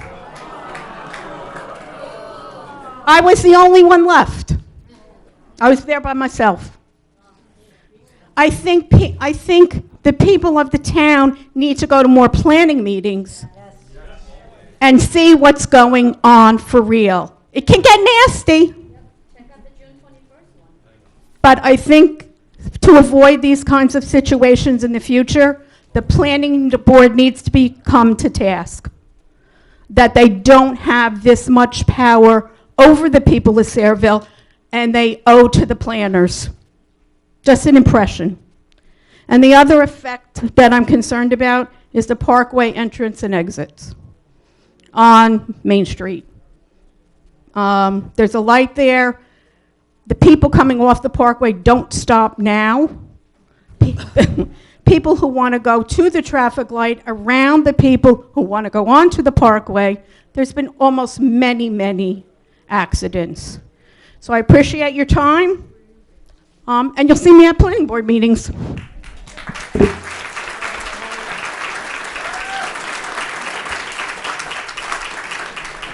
Hold on 1 second. Ms. Mahoney, I just wanted to thank you and I commend you for going to those meetings and speaking up for yourself and the residents.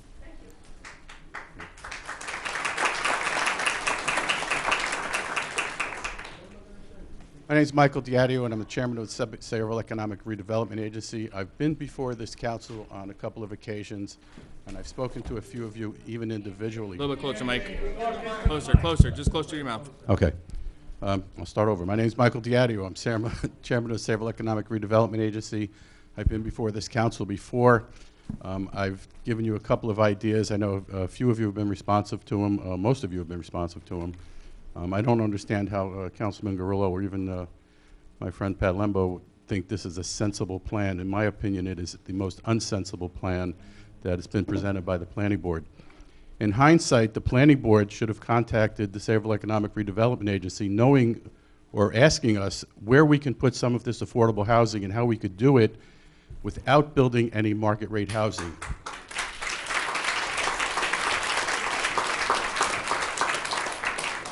Sarah owns property by the senior center.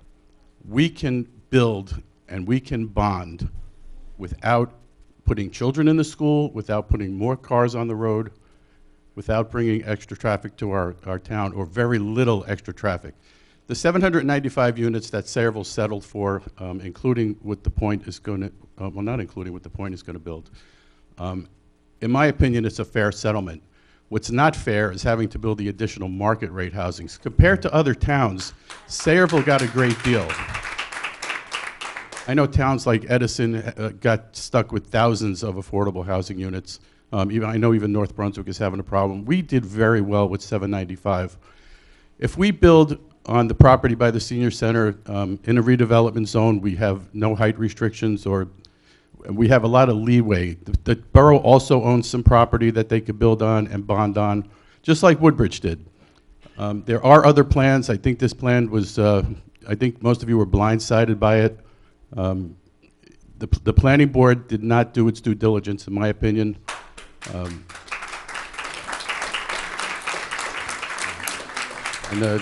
Mr. Robinson's correct. It's just a poor plan. Now we have the opportunities to go back to the court, and based on what the new planner has told us, now that there's a stay, we can go back to the judge. We can get this market rate housing erased. Even if we have to fight it in court, it's worth it. We can't afford it. So, I know with the help of the redevelopment agency, in cooperation with the council and the housing authority, Sayreville can do this with little or no impact. Thank you. Mike, if I may, Mike, we spoke at the last Sarah meeting regarding the veterans' housing, which if Sarah, like you said, Sarah's interested in taking that on, the veterans' housing could possibly take up all our mandate for affordable housing. I don't know that I would the fully court- support that. Yeah, I don't know That's the why court- I spoke to you about it at the time. I Right, fully yes. support that. Yes, you did, but I brought that up at 3 council meetings ago, and you came to me at Sarah like, you know, maybe this is a good idea. Yeah, it is a good idea because I told you about it at 3 council meetings ago. I know. Actually, Councilwoman Kilpatrick is the one that suggested it to me. Yes, she has suggested it a number of times, absolutely. Yes, and I think it's a great idea. I don't know that you can do all veterans housing, but along with disabled veterans, disabled seniors, disabled, I mean, not that everybody has to be disabled, but, you know, you could have senior housing, affordable housing, 1-bedroom units, as you can see we did with Morgan's Bluff. We had the Board of Education in here asking for money from the pilot program, saying there's going to be a bunch of kids up there. We started out before we knocked down that project, and I don't mean to get off the subject too much, but we started out knocking down that project with bungalows and apartments. There were between 13 and 16 kids. We made it age targeted, mostly 1-bedrooms. They're fully rented now, and we have 4 kids. So it can be done age targeted, even if we had to do some affordable age targeted. With 1-bedrooms, you're going to have a minimal effect. Thank you. Chairman Daddio. Just back to the senior housing potential towers that you talked about. I'll echo Councilman Lembo. I'm in agreement that if you can pull that off, that would be wonderful. I think we'd all support that, and Councilwoman Kilpatrick deserves a lot of kudos for coming up with that idea. We as the council had a special meeting back on June 1st and we asked to empower Sarah to produce a plan. What's the status now that we're 26 days or so in? Have you had the ability to come up with anything regarding that project? First, we need to know if it's feasible, if the council wants to go that way. Secondly, we need to know if the judge is okay with it. Well, we do want to go that way. We took a vote. But the judge needs to approve it. I don't want to spend any money at Sarah or have our planners, our planner and attorney work on it until I know it's going to go. When it's a go, the Housing Authority, I've already spoke to the chairman. He's on board with it. I know we have the vice chairman here in the audience. If he wishes to speak, we're ready to go. As far as the plan goes, tell me how many units you want and how high we can go, or how high we can go, and it's a done deal. All right? Okay. Thanks. Please keep us abreast.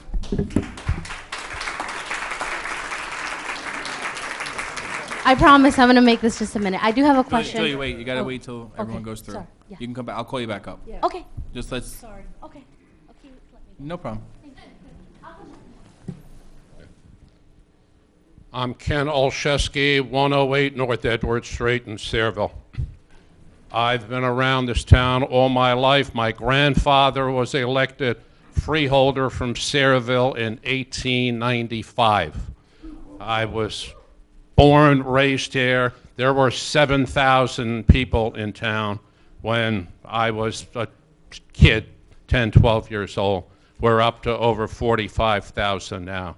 We've seen too much development. Kaplan has been building in Sayreville since I was a very young adult, years and years. And I raised this at a meeting 3 or 4 meetings ago. If you remember or have heard of the Broadway show Damn Yankees and the hit song, Whatever Lola Wants, Lola Gets. In Sayreville, it's whatever Kaplan wants, Kaplan gets.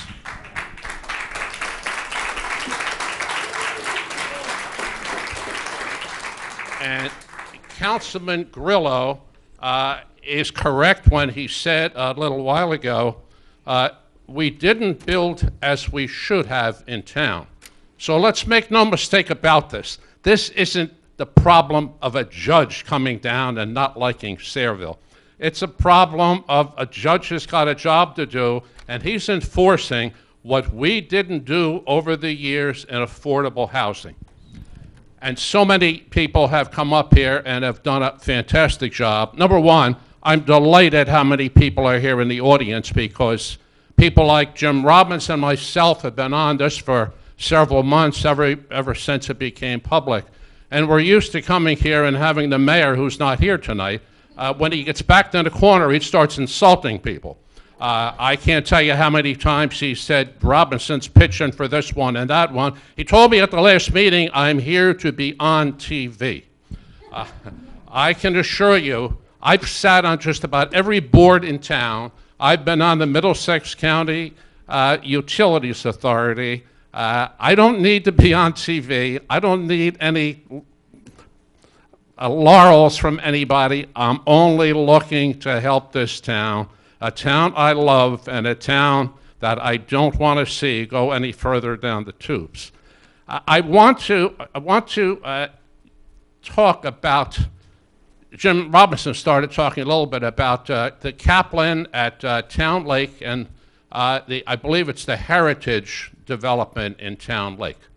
And I have before me here a story from the Suburban, February 3rd, 2011.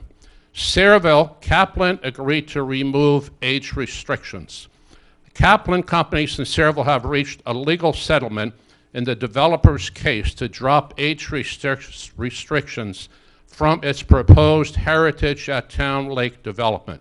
And I'm not going to read the whole thing, I want to take up a lot of time, but it talks about 184 market rate units in this section of Town Lake. This is the last one that was built, the one where there are rentals there. And the settlement was made with the planning board. But the interesting part of this case is in this Suburban article. In early 2010, Kaplan applied to the planning board to have age restrictions removed. If you remember, the age restrictions were put on in this community and many others, and during the Corzine administration, and when the economy had gone into the tank, they said, well, we can't sell age-restricted housing. So they passed a law to allow developers to go back to their local planning boards and get the age restriction taken off. Well, they came back to the Sayreville Planning Board, and to their credit, the planning board did not allow them to delete the age restriction, and Kaplan went to court, and he won. And here's the interesting part of it. The request came in response to a state law signed in 2009 that allows such conversions as long as none of the units have been sold and the developer sets aside 20% of the units for affordable housing. Now, Kaplan, this development is right across the street from me on North Edward, and for the last several months I've been coming here and asking, are there any affordable units in the Kaplan developments there? First, nobody had an answer, and then we asked the engineer, Jay Cornell, and he was kind enough to explain there are no affordable units. However, Kaplan volunteered to put affordable units out of that 184 that was part of the lawsuit. And guess what? When that approval went through, the planning board didn't see fit to make Kaplan put any affordable units out of that 184. So that's the kind of cozy relationship that we see here between builders like Kaplan and Sayreville. And let me explain something. Let me explain something about the planning board. Planning board members, unlike most boards and agencies in the borough, are appointed by the mayor. There's no consent. The council does not get a consent, so he can appoint anyone he wants to the planning board.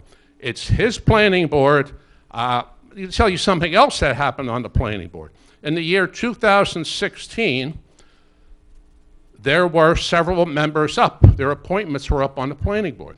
The mayor chose not to make any appointments. Now, that's illegal.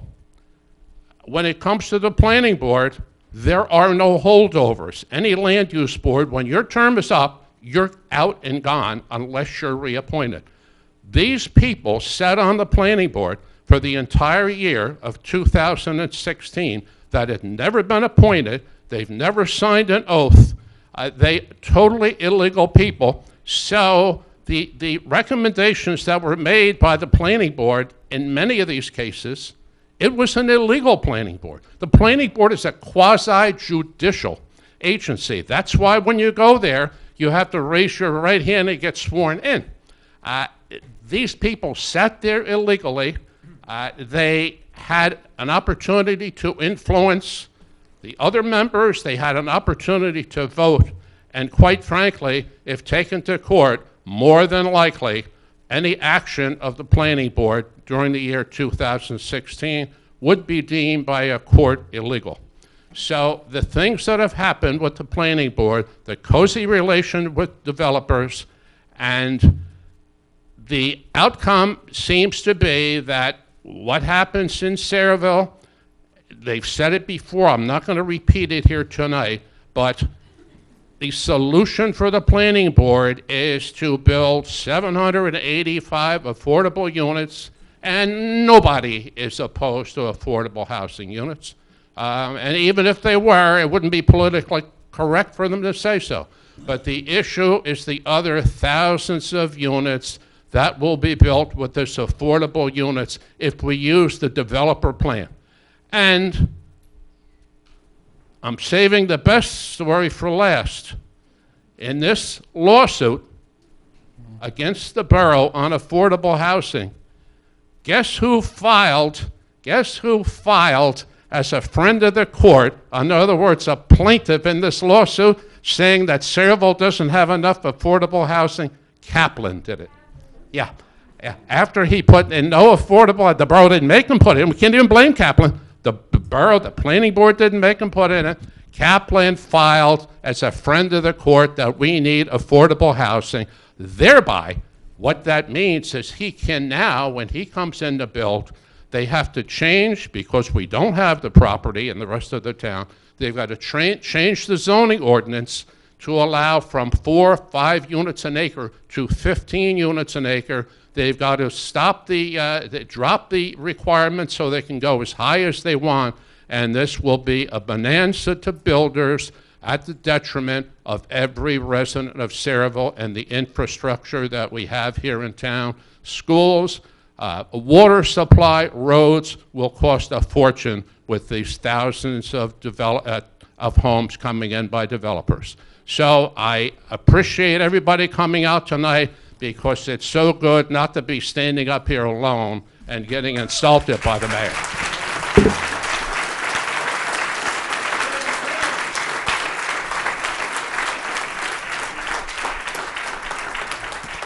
Good evening, Council. Thomas Bashada, 17 Green Hill Avenue, Parlin, New Jersey. George Podolak, who's the committee man in Melrose, asked me to bring up some information for you. First of all, there's a letter dated here in October of 16 from Cups, the chairman of the Open Space Committee. And one of the comments that he has here, refer to my April 4th, 2016 letter to the governing body and reinforce the request to take immediate action to classify open space for this acreage. That's what they call the national lead property, okay? Now I'm going to hand this to the council. Terry, if you'll take this, there should be, top copy is only for, that everybody can look at, and there's copies for everyone in there from some other information about rights of no space, it's on rights of affordable housing, etc. Okay. First of all, let's these people here are here for one reason. They don't want more building in Sayreville. That's the bottom line. They don't want Melrose developed. Melrose is a treasure right now, and that's what we have to take into consideration. We have to take what we have and not get away with it. I spoke to Mr. Dupont, our attorney for the board, council, before you people sat down here. And the way that our Constitution in the state of New Jersey is, the legislature makes, the Senate and the House makes the laws, and the governor signs them. And it's the judicial's opportunity, that's all they have is the opportunity, is to enforce the laws, not make laws. And that's what's going on in this state right now. Look at what happened with Mount Laurel. Look what happened to the Abbott districts, okay? We got judges telling us what we have to do. That's our legislators' jobs. And that's what we've got to do. We've got to challenge this in court. The hell with this nonsense. Oh, a complaint. You know, I'll tell you what. I guarantee you, if we got a hold of the American Civil Liberties Union, or we got a hold of a law firm that would pro Beto represent us, they take this case on just to show something. John Path, who's a libertarian, I know he would love to have this case in the court of New Jersey. And that's the issue. We have to challenge court rulings. Courts don't make rules.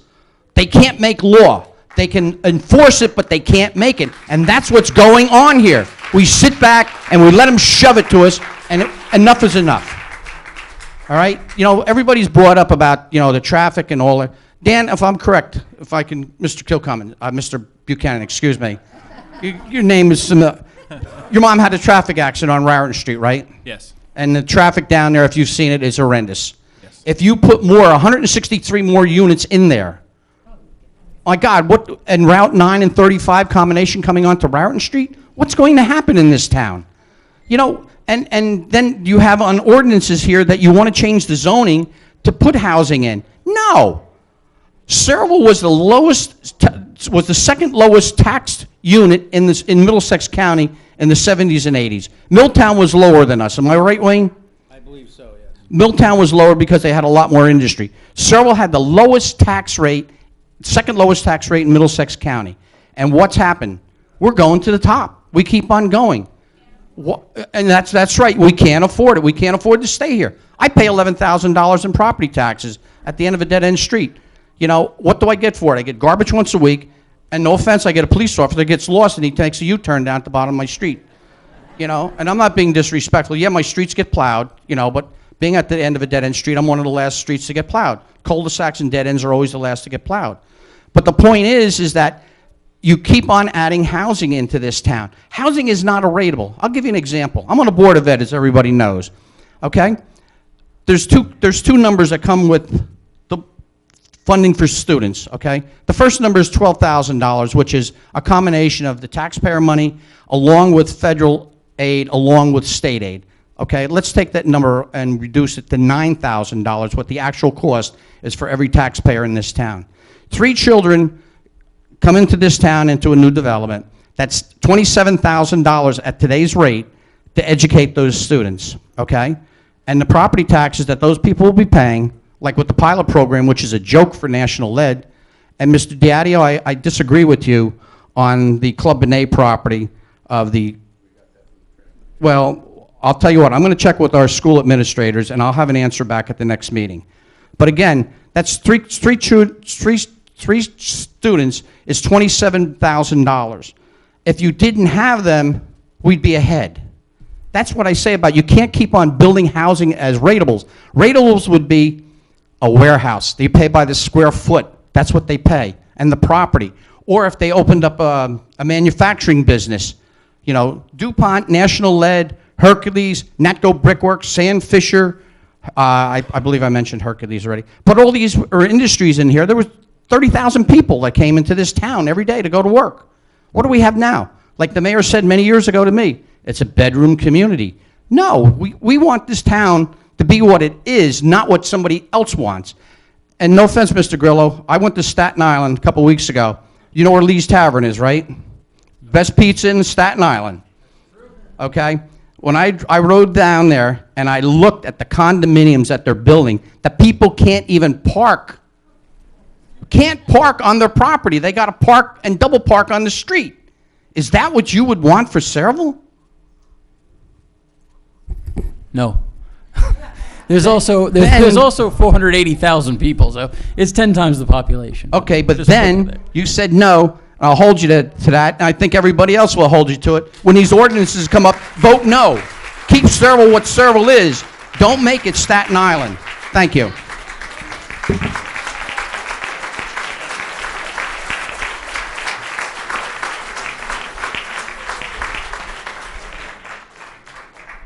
Anyone else from the public wish to speak? Hold on, we got somebody coming up.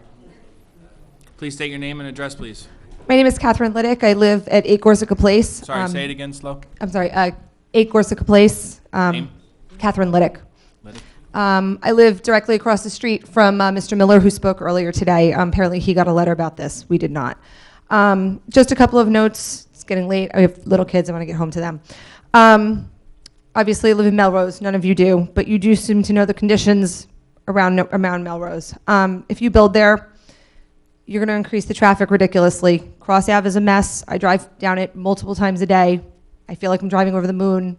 I'm like ruining the alignment on my car because of all the potholes. No one stops at the bottom of the ramp off of Route 9 onto Raritan Street. At rush hour, it is virtually impossible to make a left or a right at the bottom of there. If you add houses to that, you're going to make the traffic even worse with more accidents. The schools, where are you going to put all these kids that are going to come? I have 2 kids that are starting kindergarten. I don't want them to be in trailers eventually because that's what's going to come to. If you're not building a new school, I'm an educator. I don't want them going to school and getting trailers. That's what's going to happen unless you're going to build new schools for all these kids. I mean, it's bad enough that you're building the Point. There's going to be lots of kids coming from that. You're going to add all these other people? Forget it. Also, you're also going to put a really strain on all of our police, our fire, our EMS. Okay? Rarely do we see police in Melrose. At least I don't, because we live in a little cul-de-sac. But you need to really reconsider this. Like, I'm not opposed to affordable housing. I think we need it. I think it's really important. People want to live in Sayreville because it's convenient. That's one of the reasons we lived here. I've been here since 2002, and in Melrose for the past 3 years. But please reconsider and think about how these choices are going to affect everyone. If you don't have children in the schools, maybe you have grandchildren, your neighbors' kids, your family members' kids, just please consider like how it's going to affect the whole town. Thank you. Thank you. Yes, sir.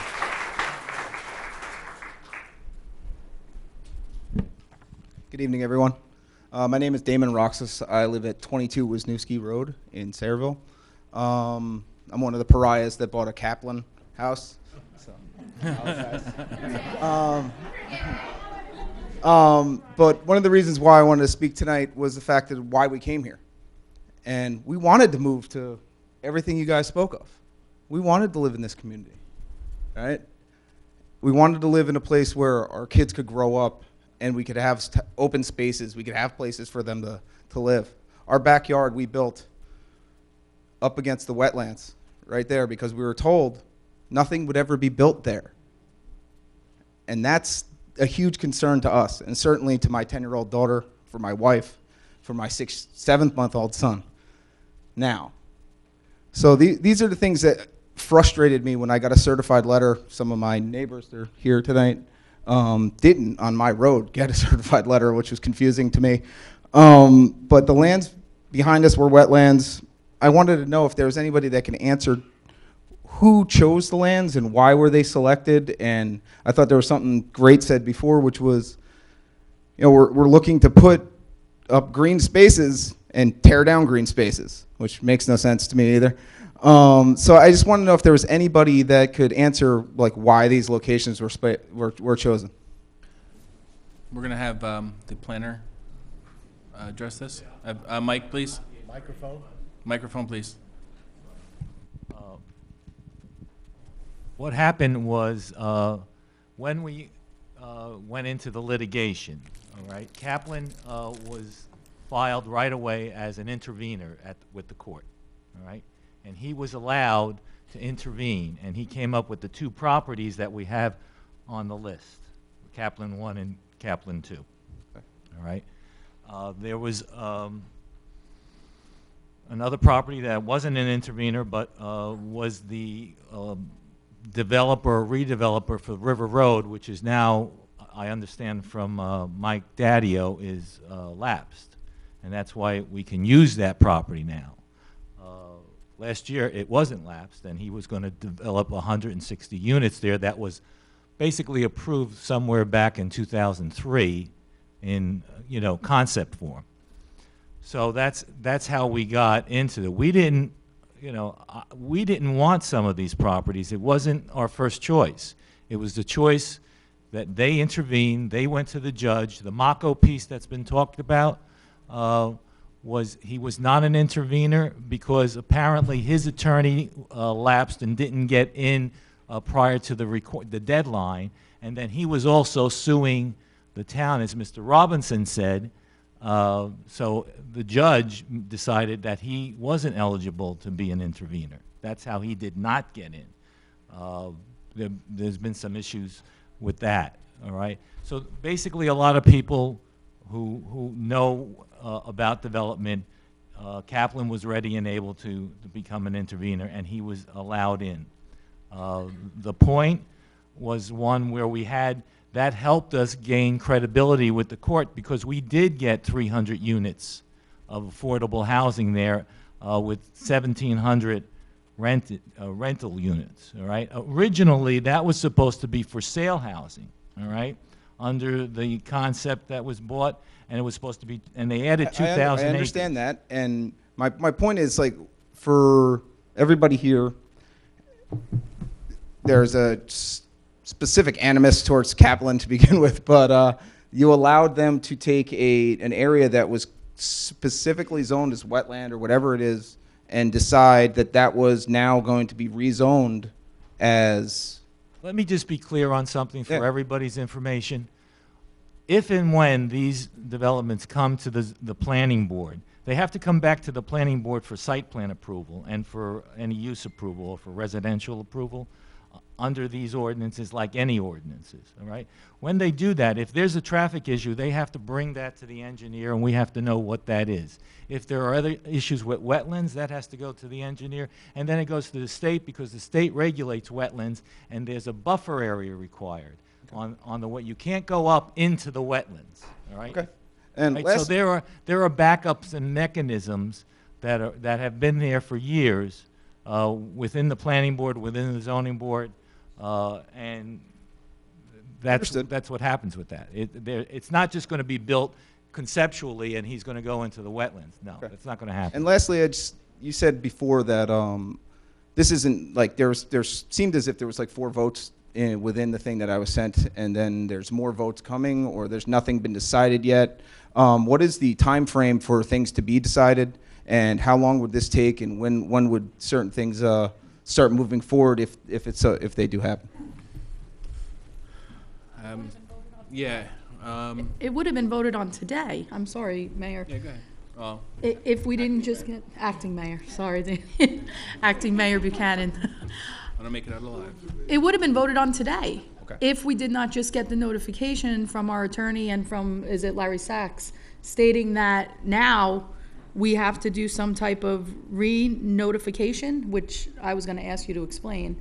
And if I was correct, if there was an issue regarding some type of housing plan that needed to be submitted first prior to going into this COA agreement. I could be wrong. I don't know. Yeah, our housing plan isn't complete yet. Based on the special master's recommendation for various notice requirements, they've asked that it be carried, and thus that was our council's recommendation that we postpone this vote.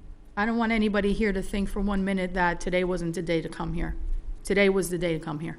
And I'm glad that every single one of you are here, because from the moment that I received this in my packet, and I thank my friend Mary Novak for calling me to say, did you look at these ordinances that they just put in our packet? This is what, going back to February? And I had just picked my packet up from my front doorstep, and I started to read it, and I said, well, I can't repeat what I said. Sure you can. I could not believe that what we were entering into was a COA agreement that would require us to change density and change zoning on properties that we as a council were not fully told of the ramifications of everything going on. And I want to thank everyone for coming here. If you've watched the council meetings, you know exactly where every single one of us as a council member stands on this plan. I am so grateful to the majority of my colleagues for voting to get a new planner.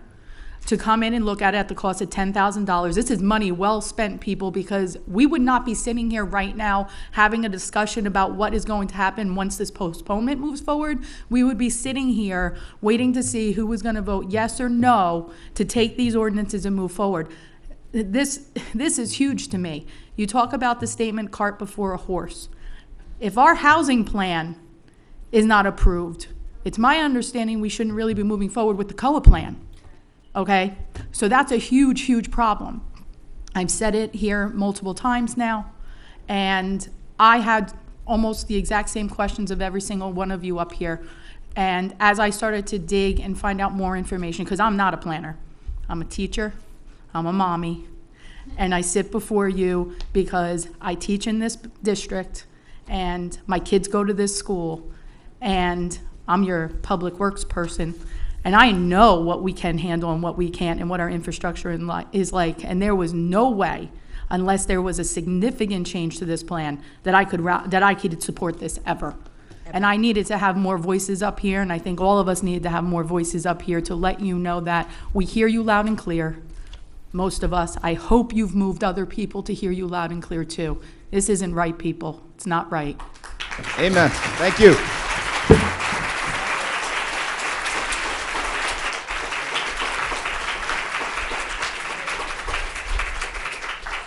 Anyone else from the public?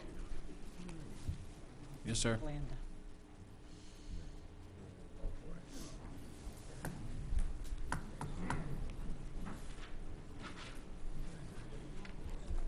Tom Palando, 15 Oakwood Drive. Can I have the status of the Mako property? What's going on from, and I'm sure the people in the audience. You have to stay on the ordinances, Tom. We got to stay on the ordinance. You have to stay on the ordinances. Okay, I could come back on that Yeah. particular.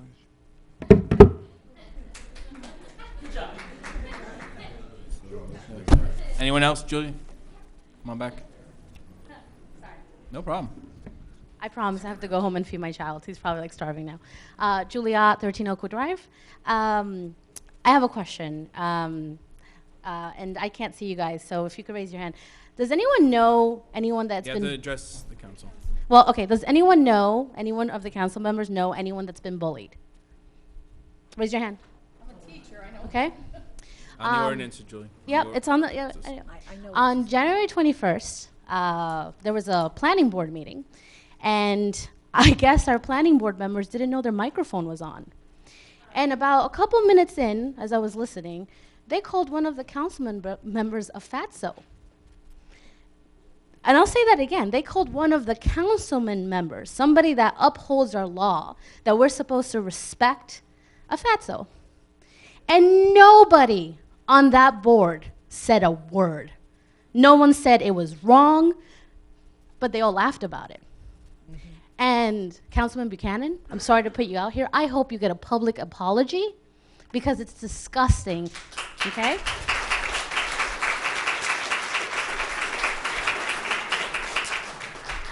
As a fatso myself, it's disgusting that our leaders that we're supposed to look up to, the people that the kids are supposed to look up to, what? Our leaders, that they are okay with harassment, intimidation, and bullying, which happens every day when in the general sessions and in the planning board. But as long as they got their peaks, I guess everybody's happy. Thanks. Jim, come on back up.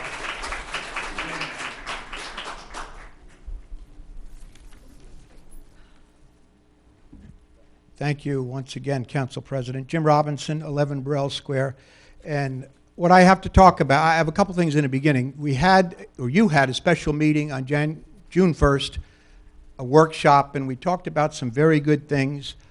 The Mako property was brought up. I had asked, prior to the decision on that, I'd asked the mayor several times to reach out to Mr. Mako and see if that could be part of the affordable housing so that perhaps he could help to assume some of our burden. I don't know if that ever happened.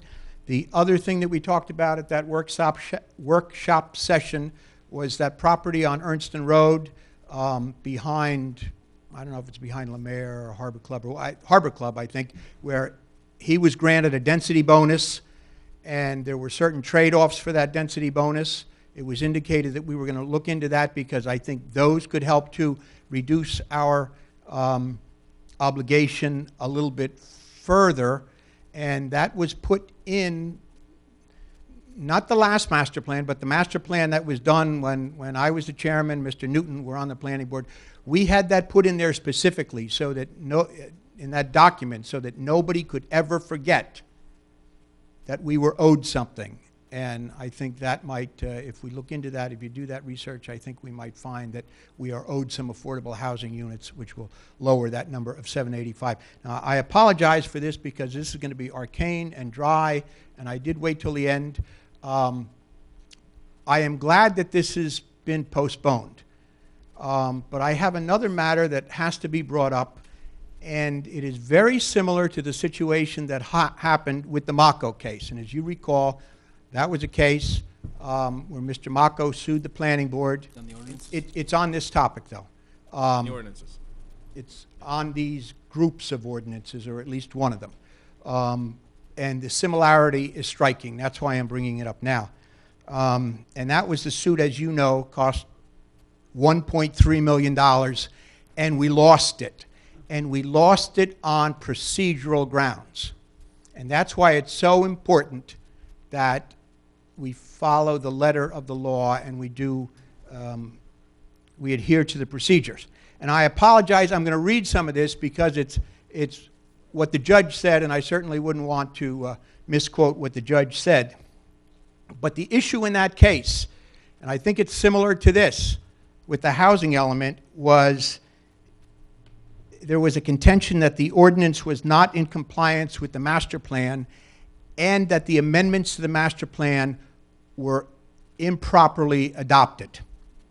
And what happened originally was Mr. Leon Cavello developed a supplemental re-examination to the master plan. When this went to court, our attorneys took a look at that. The town special counsel took a look at that and said, oh boy, something wasn't quite right there. They brought in their own planner who did a proposed amendment, which the planning board then adopted, thinking that that would take care of the situation. The judge held that that was procedurally defective. And what Mr. Mako argued in that case was the ordinance was void as it was the product of a defective procedure. The supplemental modification was not an amendment to the master plan conforming to the statute's requirements and formalities, and there was no master plan amendment implementing the recommendations of the supplemental.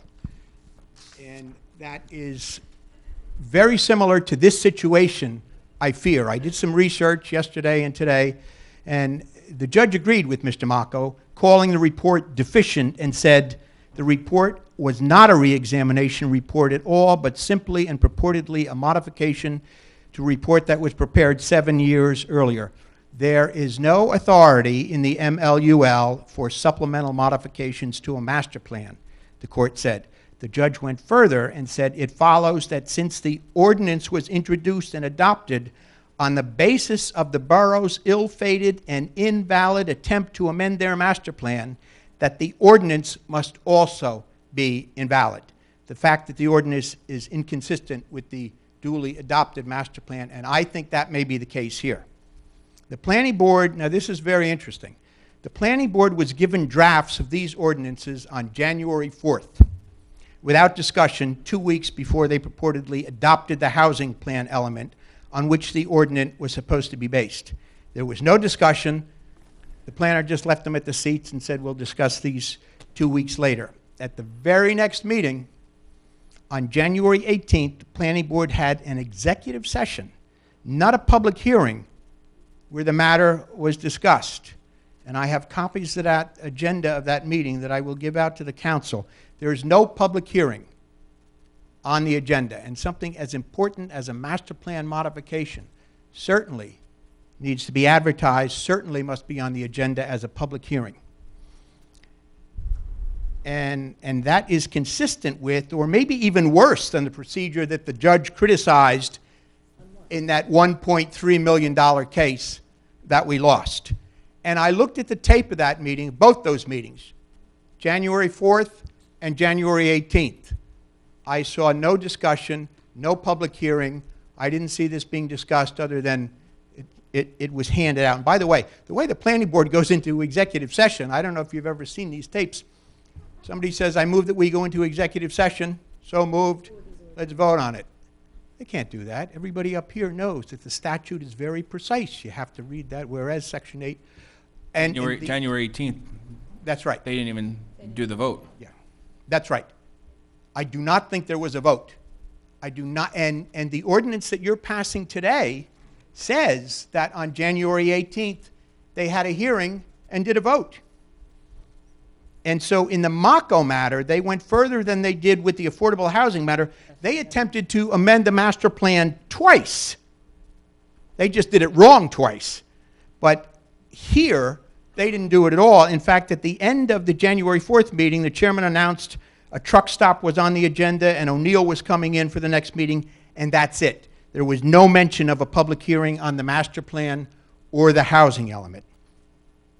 And with this ordinance, or the 4 ordinances, the way it was rushed through in secret, and I'm not trying to be wise when I say that, Councilman, a few meetings ago, you said that all of these things were done in executive session. They were not done in public, but there was not even an attempt to amend the actual master plan as required by law and reinforced by the judge last month. And I don't think there's a person in this room that knew the planning board was considering that amendment or that housing element, and I think that they might not have even done it. So I think that's important now. And that report that I gave you that I talked about, page 11, talks about the importance of transparency and working with other agencies and nonprofits. And I was so happy to hear Mr. Daddio talk about how Sarah has indicated their willingness. I know Dr. Gonzalez of the Housing Authority has indicated their willingness. And it would seem to me that if the planning board is discussing housing, one of the folks that you might talk to is the Housing Authority. And that didn't take place at all. Instead, what they opted to do was this 7-for-1 plan, this crazy 7-for-1 plan. And speaking of rushing through, the judge commented on the public hearing in that matter, and this is a quote, "The process employed by the borough certainly gives the appearance that the matter has been predetermined." Now this is the Mako case we're talking about, not this one. "So that the borough was not interested in presentation or argument. Plaintiff was required to rush through its argument to simply make a meager record in the minimal time that was allotted. The process is nothing more than a sham." Now, I thought sham was a very strong word, but I've come to a number of these meetings, and and I hope the mayor is feeling better tonight, but I've been told to sit down and be quiet by the mayor any number of times when I raise this issue. So I think the judge might have called that one right. So I'm not going to go through this whole thing. I'll send an email to the council, but it talks about everything that should be done before this is implemented, and just based on their own records, I don't think that was done. And another thing, I'm going to pass these out. This is, I couldn't afford a copy of the master plan. It's $100, but I did take a picture, and I have these for the council. Very nice. This area over here is the area that is zoned prime, and I'll give them to Terry and pass them out, the green area. This is the current master plan. To put housing there is in conflict with this current master plan. You need to amend the master plan first before you do an ordinance, and this was never done. And that, and it might seem like it's arcane, it might seem picayune or trivial, that's the reason that we lost a suit that we spent $1.3 million defending, because we didn't dot our I's and cross our T's. I mean, laws, there are laws that indicate how these things are supposed to be done. And they weren't followed in that situation, and my fear is that they aren't being followed in this situation, which can cause a bigger problem for us somewhere down the line. This ought to be done properly and not invite more litigation. And the other result of that suit, not only did it cost us $1.3 million, now Mr. Mako has the right to build, and I think he filed an application already, to build another 207 units there on Main Street. Which is not a part of the 207 code units plan. on Main Street. Not one of them is going to assist us in meeting our affordable housing goal. This is in addition to. This is in addition I to all want- this other stuff. I know, that's why This is in addition to all that. Yeah. And had we reached out to him, of course, I don't know how willing he's going to be to talk now that he's won that case. I mean, he came in, he filed his application. He's probably going to want to build those homes, but I asked many times, and I was told to sit down and be quiet many times. In fact, the mayor said that I was a shill for Mr. Mako, that I was representing Mr. Mako. I wasn't representing Mr. Mako. I was representing good planning, good land use. We should have talked. We should have negotiated. We should have done something so that he doesn't have the right to build those 207 homes there, and we should have attempted to incorporate that into our affordable housing settlement. So I don't like to question what the planning board is doing. I would like to believe that they did this properly. Judge, in a very similar case, said maybe not. We lost that case. I know there were deadlines. I know that we had to be in court by a certain time, so we had to do certain procedural things. Sometimes some things slip through the cracks. But that can end up costing us money. And it's important that the planning board take these things very seriously, that they do things according to the statute, and so that we don't end up spending $1.3 million defending ourselves because there are procedural errors. Just one last thing. The other three ordinances that are on there I think are good things. The fund so that builders will have to contribute to a fund for affordable housing. That's a good thing. The assistant, all those other things. You know, we have a problem with that other ordinance, the major ordinance, but the other three I think are on the right track. And Terry, I will give you a copy of those things for the council, okay? Thank you very much for your time. I'm sorry it took so long. It was so dry and arcane. Thanks.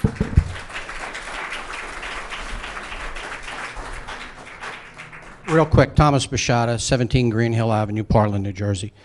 To correct you on your assertion, Mr. Robinson, DuPont and Conrail have not given the easement rights to Mako, to my knowledge. They have easement rights there. So, another thing, the lawsuit that was brought with this COA stuff, does anyone know who paid the attorneys for the opposition against Cerevel? How about the New Jersey Builders Association? They're the ones that paid to go against Cerevel. That tells you they're worried more about the dollars and cents in their pockets than worrying about us as a town. The open space, there's $5 million plus interest in open space, am I correct? Yes. All right? So what I would suggest is to think about that 22 acres on Cross Avenue as open space. We bond for everything else. So if we have to bond an extra $2,500,000 to buy that property for $7.5 million, buy the property, open space. If it's not going to be open space, let's look at green acres. Get the government involved. Get the state, get the federal government. Let's get some green acres property here in this town. The last item that I have for, you know, we're talking about all this housing that's going in. I know people that are in the water department, and they told me point blank, if all this housing goes through, the treatment plant and the supply of water will not be able to be maintained in this town. We don't have the infrastructure to maintain the water if all this housing goes through. And that's going to be a big hurt because we're probably going to have to either one of two things, rebuild that place again. We can't drill because the wells are contaminated on the property.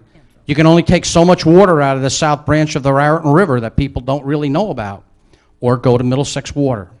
So these are things to think about when you're talking about adding more housing into this town. Thank you. Thank you.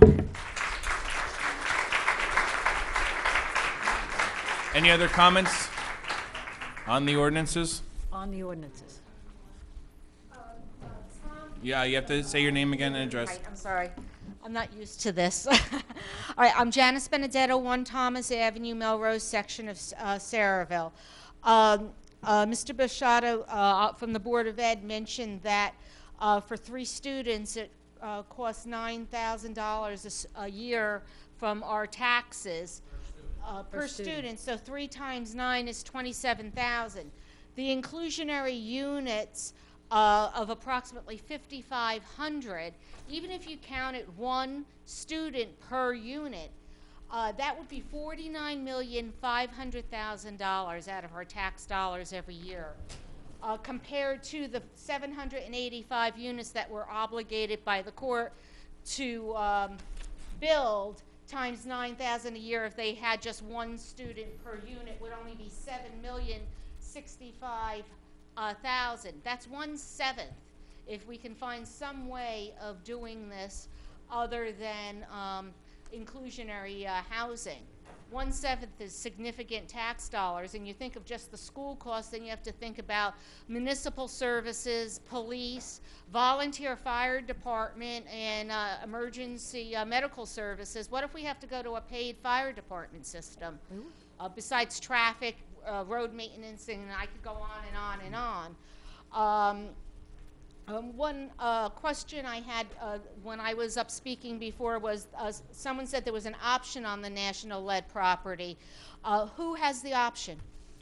I believe the name is K Builders. K? K-A-Y? Yes, I believe so. Am I correct? The, who has the option? PRC Group, but it's PRC? Mr. K. PRC or K? It's Mr. K. Mr. Mr. K. Bob K. Bob K. Is it? Or PRC? Yeah. Is that the same company or 2 different options? No, He's the principal. principal of He's the PRC. principal of PRC. And just one other last comment. I'm just would be curious if our police department could provide us at some point with how many accidents a year occur across Avenue and Meriton Street, because it seems like I see at least 1 a week. So, thank you. Thank you. Thank you very much.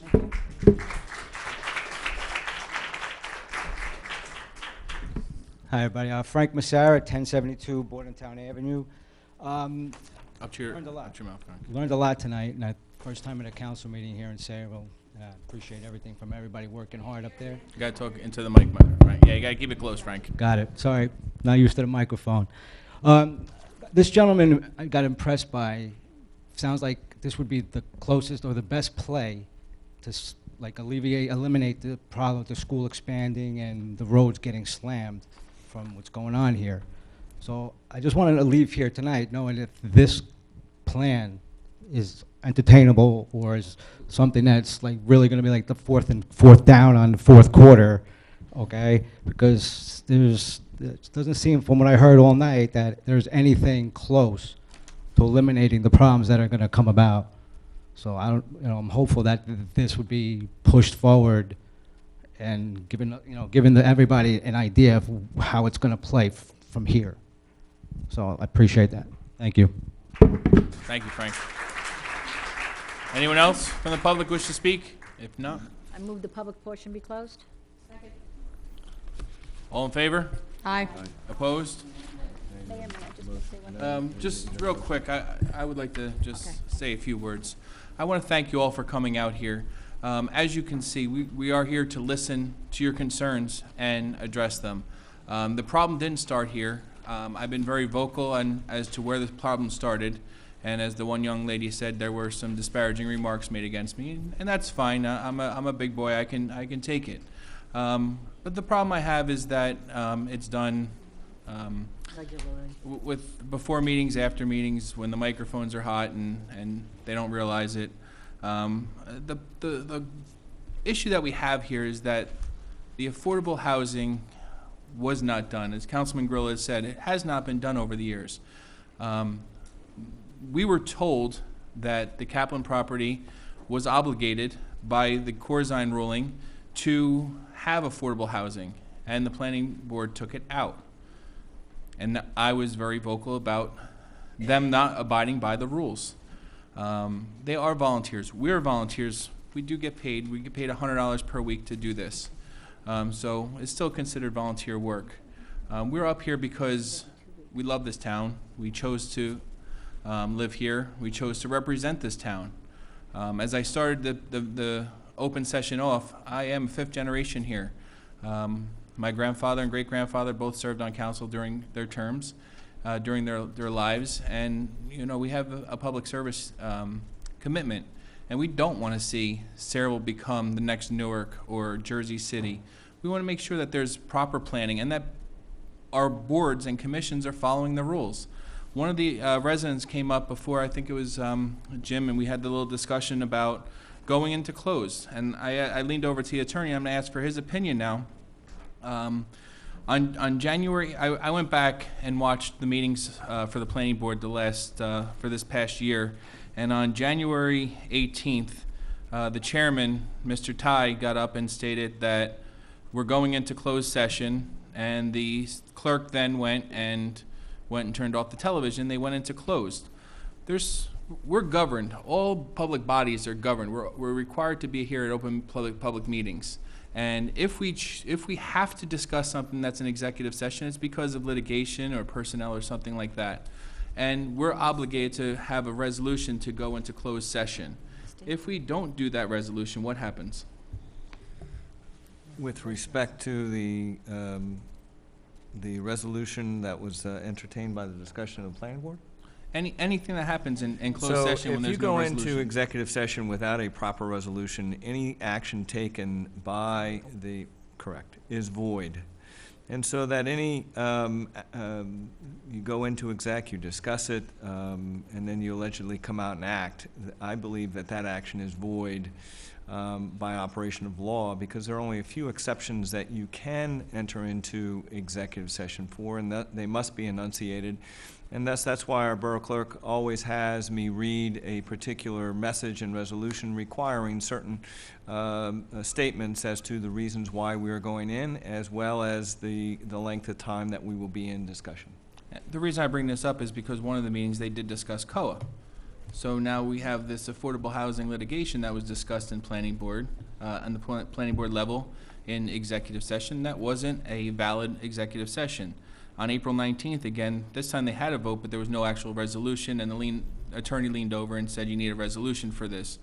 And the chairman on June 9th, again, just ignored the advice of the attorney and the law and went into closed session again without resolution. So it's just something that's going on and on and on, and it's a concern to me. And yes, I've been very vocal about making sure that procedures are followed and laws are followed, because we do end up in litigation sometimes, and if we don't dot our I's and cross our T's, we're gonna lose those cases. And I don't wanna see that for Sayreville. So I kept them to task, and that's why when you keep someone to task and you make sure that they're following the rules and they have no responses, they do become indignant and say things that shouldn't be said, and it's not right. So I'm going to continue to stay up here and make sure that every board and commission are following the rules. We are here to listen to you. We are here representing you. We might not live in Melrose, but you don't think Melrose is the only spot that's being affected. We all have either live in sections of Sayreville that are being affected, have family members, or have to get from one end of town to the other. We have 3 roads that go east to west: Washington, Maine, and Bordentown. That's it. That's it. It's gonna affect it. We need a comprehensive plan that's gonna be smart for Sayreville, not something that's done with a judge saying this is what we're doing. No, we need to make sure. That's why we asked for a second set of eyes to look at the plans that are coming forward today. And we were able to get a stay because we had that second set of eyes. Nothing against our planner, but it's always good to look at things from multiple views. So I want to again thank you all for coming out tonight and giving us your opinions. You know, we have a 5-minute rule. I said we were going to be liberal because this is an important issue. It's not something that we're just going to take, you can say in 5 minutes and then your time's up, I'm sending you away. No one should be treated like that.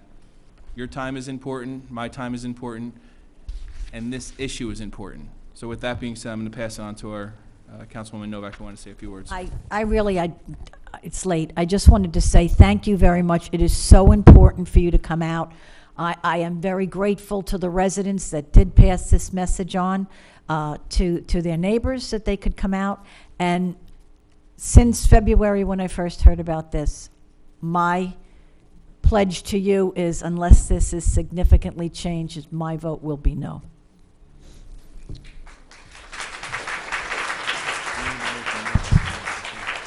At this point, we need a motion to postpone the 4 ordinances. So moved. Is there a second? Second. Roll call.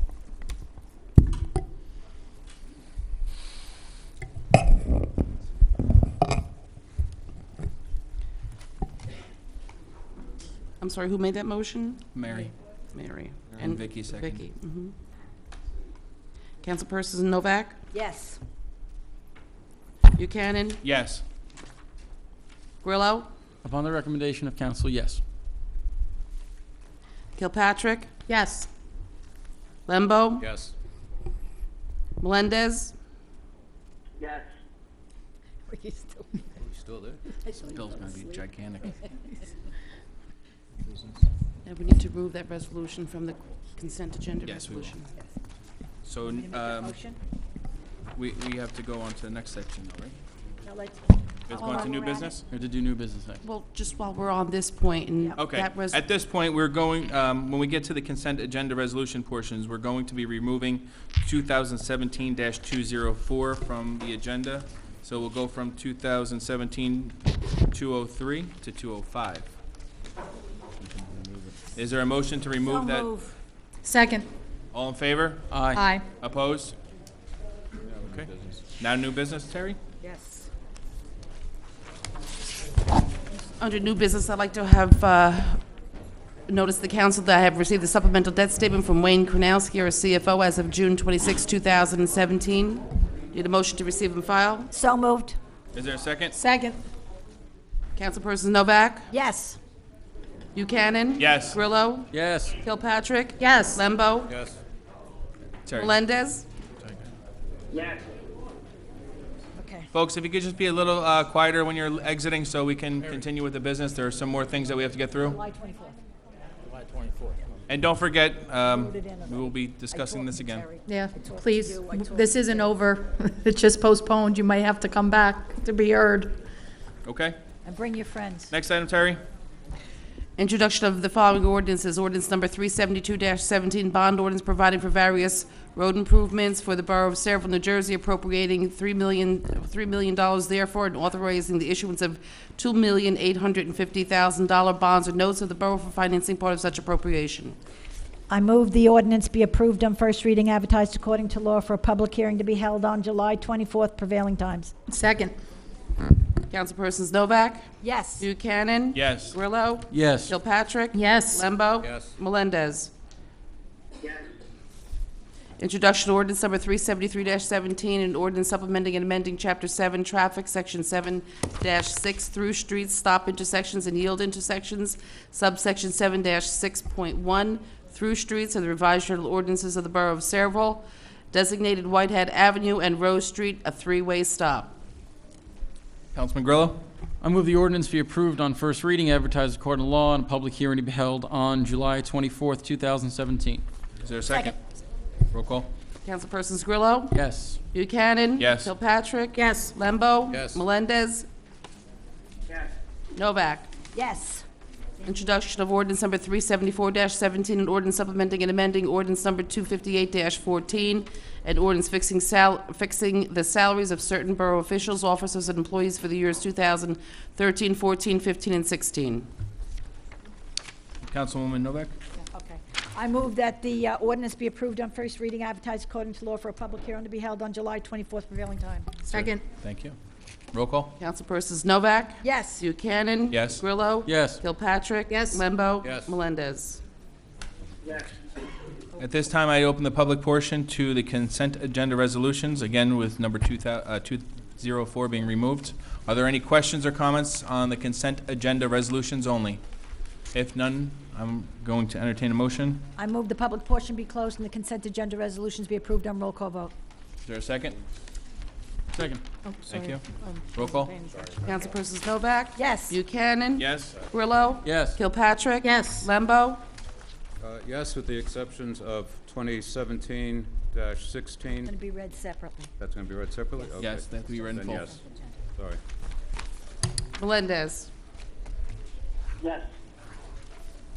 Now we have the following resolutions to be read in full, and our borough attorney is nice enough to read them for me. Yes, this is Resolutions 2017-216. Be it resolved that the following person is hereby appointed to the following department. Name of the appointee, Joseph A. Bartolinsky. Position, police officer, department, police. Effective July 3rd, 2017, pending successful completion of all pre-employment requirements. Be further resolved that the compensation be paid such appointee shall be fixed and determined by the salary ordinance or appropriate resolution adopted thereunder, fixing the compensation to be paid municipal employees, and this appointment be subject to all rules and regulations of the New Jersey Department of Personnel. I'll open up the public portion, public to 2017-216 only. Any questions on this resolution? I move the public portion be closed. Second. All in favor? What's your pleasure? Yeah, excuse me. The public portion be closed and the resolution be approved on roll call vote. Would you Second. like to second that? Roll call.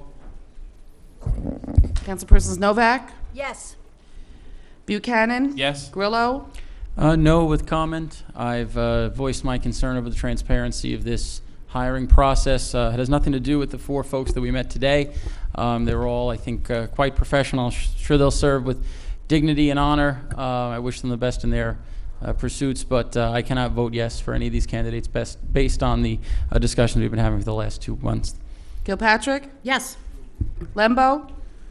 I'll also be voting no on all 4 of these. Again, has nothing to do with the 4 candidates. I'm sure they're all fine individuals that will serve well. My issue was with the process, which I believe was unethical and in violation of borough ordinance. Melendez? Yes. 4-2.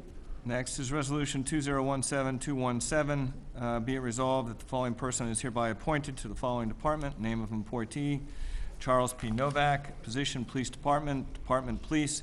Effective July 3rd, 2017, pending successful completion of all pre-employment requirements. Be it further resolved that the compensation to be paid such appointee shall be fixed and determined by the salary ordinance or appropriate resolutions adopted thereunder, fixing the compensation to be paid municipal employees, and that the appointment be made subject to all rules and regulations of the New Jersey Department of Personnel.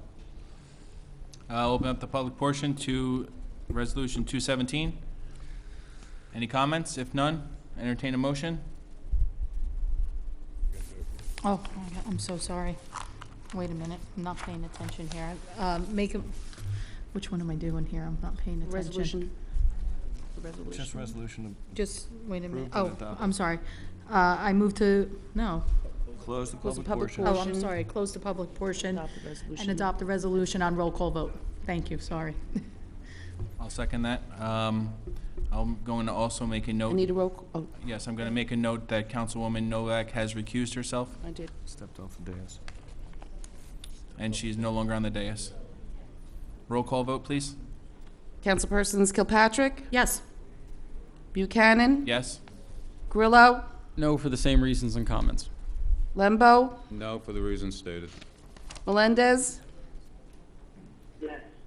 3-2. Resolution 2017-218, be it resolved that the following person is hereby appointed to the following department. Name of appointee, Jamie Uncle. Police officer, Department Police, July 3rd is effective date, pending successful completion of all pre-employment requirements. Be it further resolved that the compensation to be paid such appointee shall be fixed and determined by the salary ordinance, appropriate resolution adopted thereunder, fixing the compensation to be paid municipal employees, and that this appointment be made subject to all rules and regulations of the New Jersey Department of Police, or Personnel. I'll open up the public portion for Resolution 218. Any questions? If none, I'll entertain a motion. I move the public portion be closed, the ordinance, the resolution adopted on roll call vote. Second. Roll call. Councilpersons Novak? Yes. Buchanan? Yes. Grillo? No for the same reasons and comments. Kilpatrick? Yes. Lembo? No, for the reasons stated. Melendez? Yes. 4-2. Resolution 2017-219, be it resolved that the following person is hereby appointed to the following department. Name of appointee, Patrick Brennan. Position, police officer, Department Police. Effective date, July 3rd, 2017, pending successful completion of all pre-employment requirements.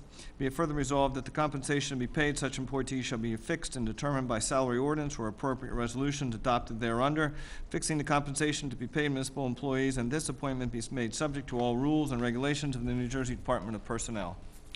Open up the public portion for Resolution 219. Any questions or concerns? If none, I'll entertain a motion. I move the public portion be closed and the resolution be adopted on roll call vote. Second. Roll call. Councilpersons Novak? Yes. Buchanan? Yes. Grillo? No, for the same reasons and comments. Kilpatrick? Yes. Lembo? No, for the reasons stated. Melendez? Yes. 4-2. This is Resolution 2017-220, resolution authorizing the execution of the water supply agreement between the Borough of Sayreville and Middlesex Energy LLC, also known as MEC as redeveloper. Whereas the local redevelopment and housing law, as amended from time to time, provides a process for municipalities to participate in the redevelopment and improvement of areas in need of redevelopment. Whereas the council has adopted a resolution designating the property commonly known as Block 56, lots 1.01, 201, 202, Block 57.01, Lot 1, Block 57.04, Lot 1, Block 57.05, Lot 1, and Block 58, Lots 6 and 7 on the tax map for the Borough of Sayreville.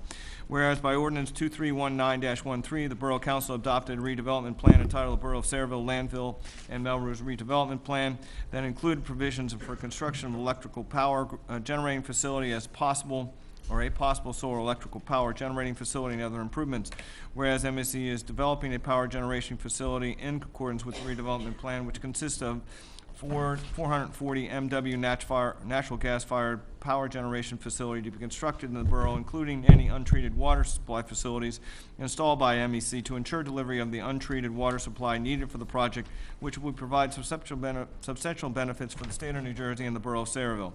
Whereas the borough owns and operates a raw water sewer system, whereas the borough is willing to provide MEC and MEC is willing to accept from the borough untreated water for the purpose of providing cooling water to the project during its operation. Whereas the borough and MEC have negotiated terms of water supply agreement for the purpose of supplying water treatment or untreated water needed for the project.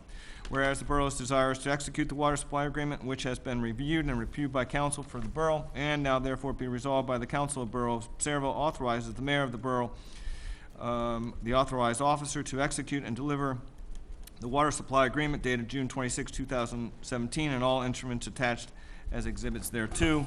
The authorized officer is hereby designated to be authorized representative of the borough charged by this resolution with the responsibility for taking such actions as are necessary to perform the transaction contemplated under the water supply agreement, and each of them are hereby authorized and directed to execute and deliver any and all papers, instruments, opinions, certificates, affidavits, and any other documents and agreements, and to do and to cause to be done any and all acts necessary to proper carrying out this resolution. Be it further resolved that the borough clerk is directed to forward a copy of the executed water supply agreement to special and general counsel for the borough engineer, and that a fully executed copy be retained by the borough clerk for the borough's record. Would you like a drink? Almost. I got two more to read. Okay, I'll open up the public portion for 220.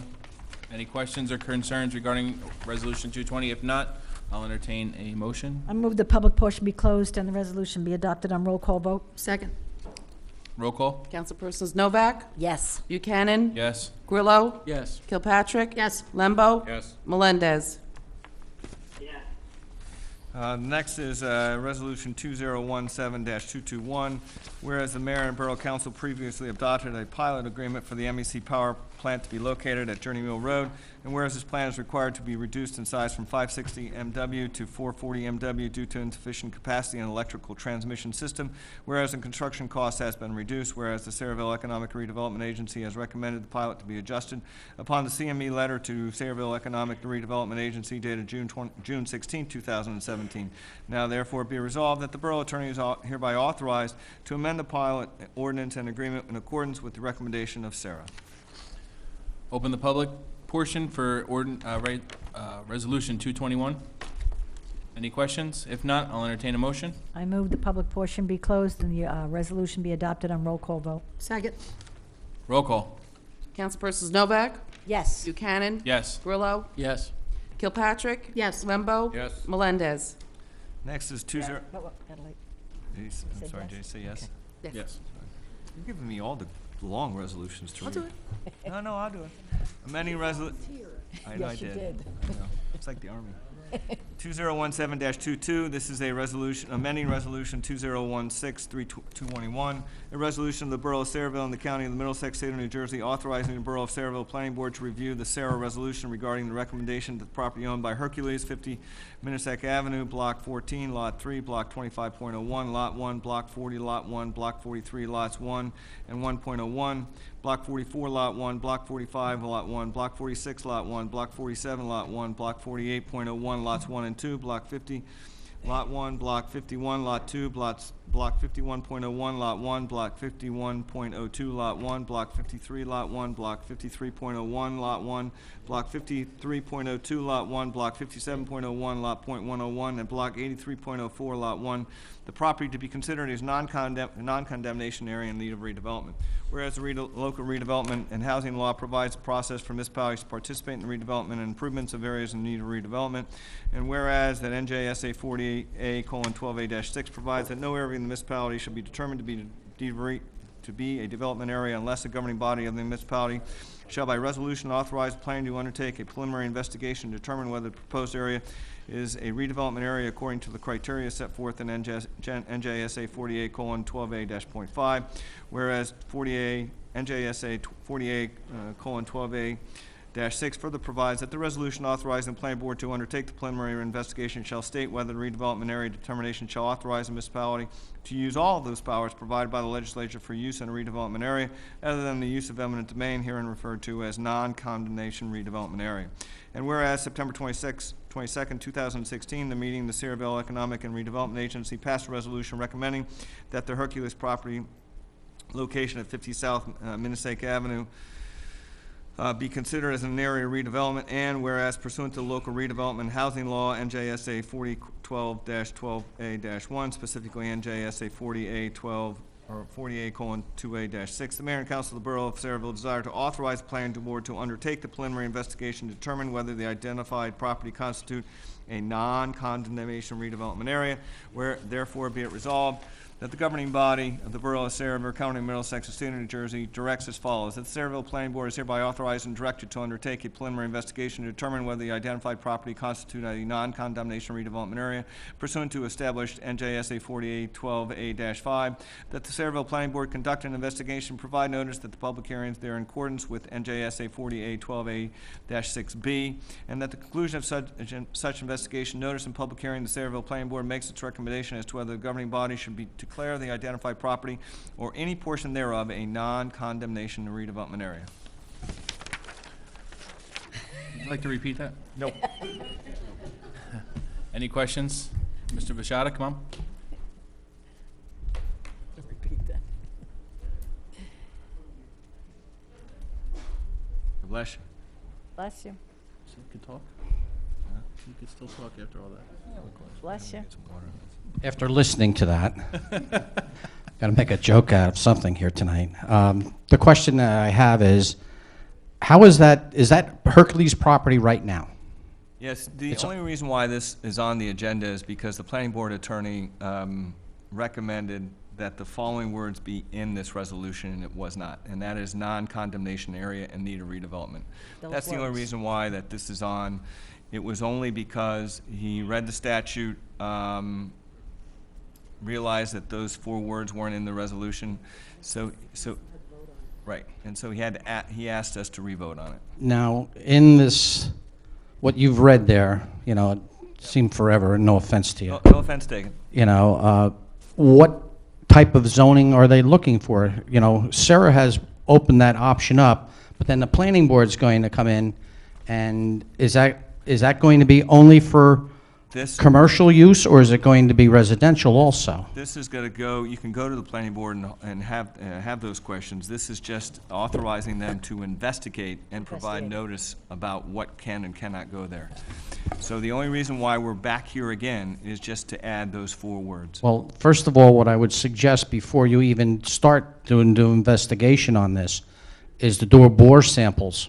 Well, remember, we're not doing it. Well, I mean, Yes. authorization from the council, I would ask them to do bore samples on the property, because Hercules was the company that contaminated the wells that we drew our below ground water out of 20 years ago. And the planning board can authorize our great engineer, the Borough of Okay, Centerville, so- for CME to do that. Not to interrupt you, so this will be going to the planning board for their next meeting? I don't know when it will be listed. This just authorizes them to conduct the investigation. Okay, their agenda is posted online, or? I know that if the borough Yes. clerk for the planning board, Okay. they typically do that. All right, and that planning meeting is what, Wednesday night, then? Second, fourth? I don't know if it'll be on this agenda, but. I have to check the schedule. I really don't remember when the next meeting is. All right, well, thank you. Thank you, sir. Any other questions?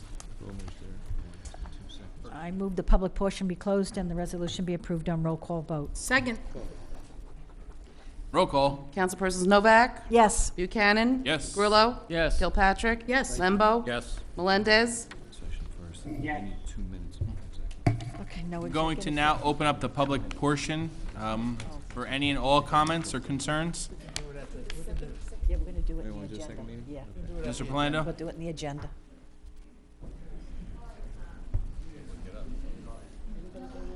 Yeah, there's a line out the door. Tom Palando, 15 Oakwood Drive. I just wanted to expand upon what Julie Ott brought up. I know she mentioned that the planning board chairman said some derogatory and disparaging remarks. Well, it wasn't only about you. I was mentioned, Mr. Robinson, Mr. Melendez. He talked about money, and more important, he said, which I thought he was going to be here, he would come and slap people. And that's on YouTube.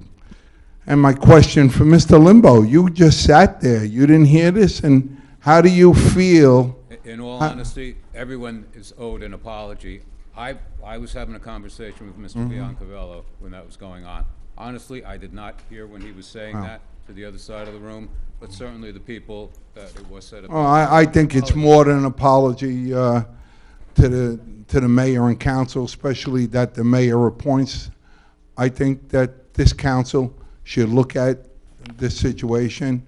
Our attorney should look at ethics. You guys want to talk about ethics. How about that? All right? You should put together a special committee to look into his actions. That was terrible.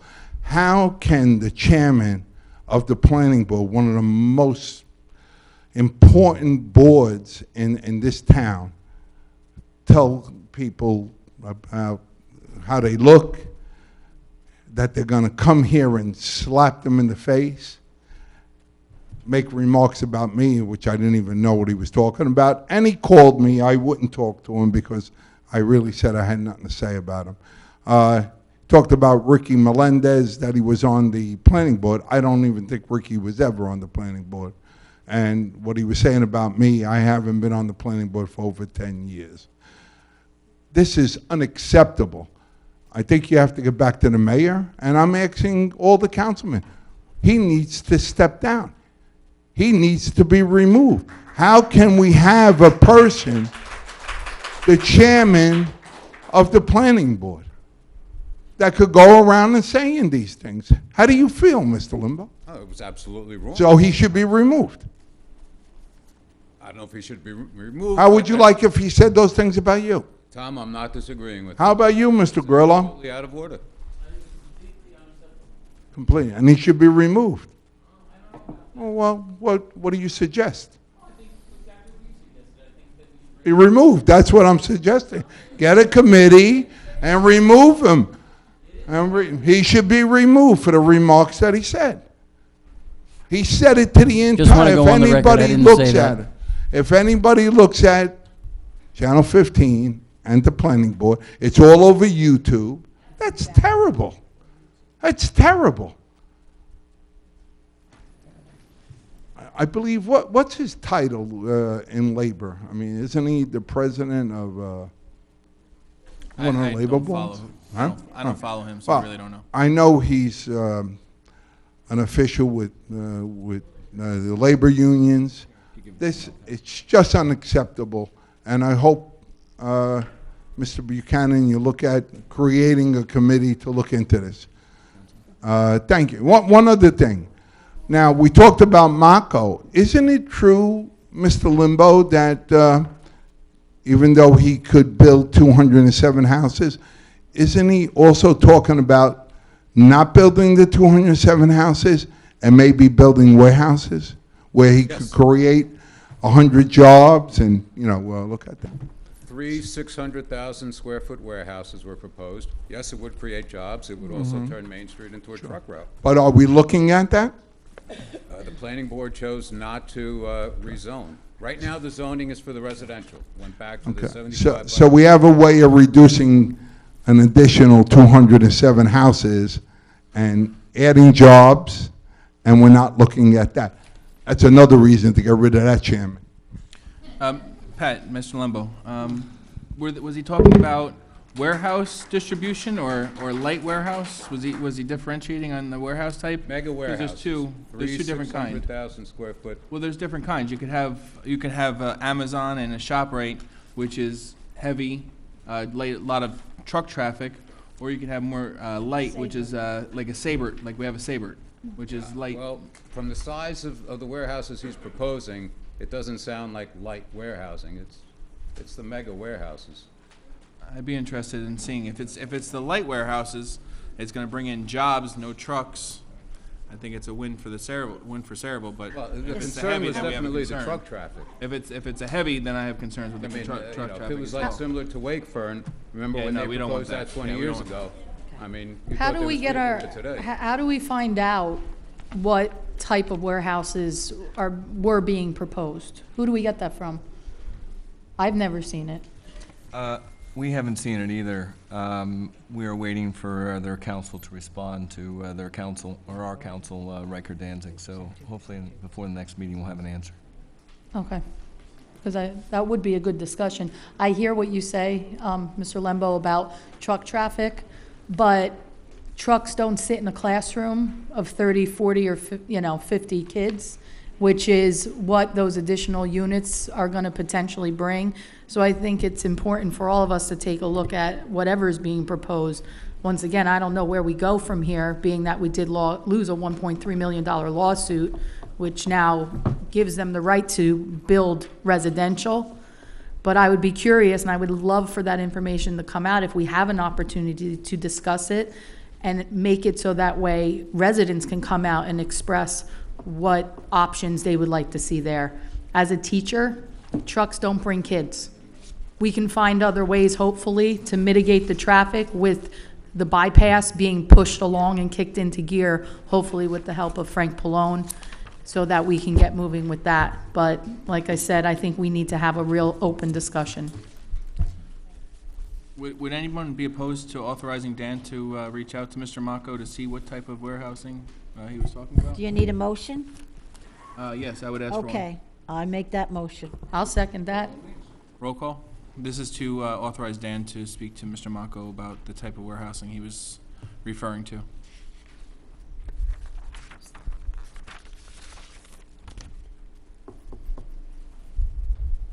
Informational purposes at this point.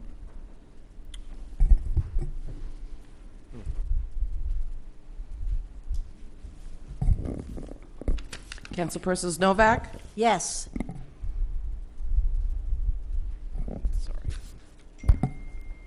Buchanan? Yes. Kilpatrick? Yes. Lembo? Yes. Melendez? You skip me. Councilman Grillo? I agree with the council president. I think that light industrial flex space would be an asset to the town, so yes. Okay, anyone else from the public wish to speak? Anyone else? If not, entertain a motion. I move the public portion be closed. Second. All in favor? Aye. Opposed? Motion to adjourn. No, excuse me, if I could. I'm just going to follow up on what Mr. Polando had said. You know, I did go through all the tapes, and I addressed the parts that were pertinent at the time that we were discussing these ordinances, and the facts that the chairman of the the planning board had not been following Robert's rules. He's charged with keeping the decorum. Not only was he not, he was actually egging it on at points, referencing myself and other members of the community in a disparaging way. There was also comments about him giving money or not giving money, as well as coming to the meeting and slapping people. And I'm asking our attorney, what can this council do? The planning board is appointed by the mayor without consent from the council. I know that there's an article in our ordinances that say that we could bring them up on charges and have them removed. However, what else is there that we can do? Well, you can certainly have a non-binding resolution requesting that the mayor demand his resignation. I can also do some research on your ordinances to see if there's any other powers that the council have regarding compelling him to resign. If you give me an opportunity to just go over your ordinances with Mr. Frankel, I don't have them all in front of me at this point in time, but I will certainly determine whether you have sufficient powers in which to request the resignation. Do you need a motion for that? To authorize the attorney to look into it? Yes. Second. Okay. Well, I authorize the attorney to look into our ordinances to see if we can do anything, I and think your resolution is necessary, or a motion is No, necessary just for that. authorize me. Just authorize. Yeah, that's fine. He's I'll not look into spending- it. Spending extra money.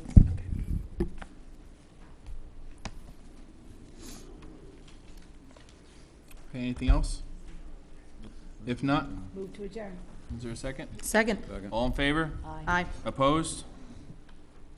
Okay, now we got part two. Just so everybody understands. Let's just take a few seconds so we can. We're gonna have like a give 10-minute ourselves- break because I drank this whole pitcher of water. I have to make it to the ladies' room. And then the second part of this meeting is just the agenda meeting. We'll be setting the agenda for the next public meeting. Oh.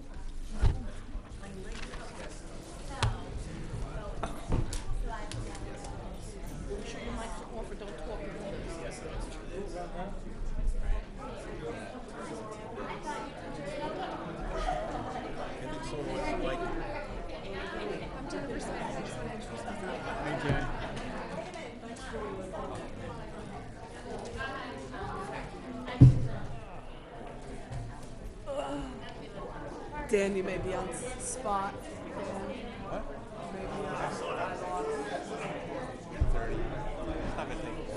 No, well, you said 10:40. Where are the mechanics? I think he went to the bathroom. Oh.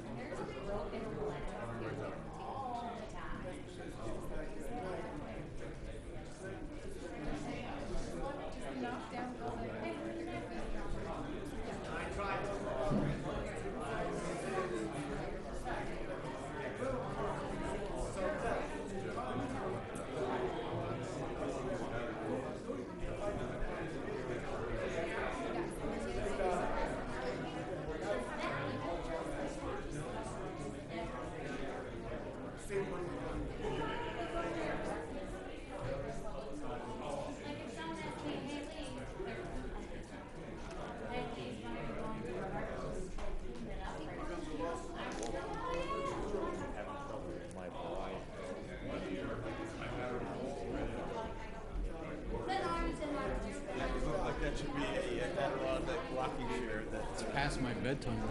It's past my bedtime, What Dan. time do you start in the morning? I'm up at 2:30.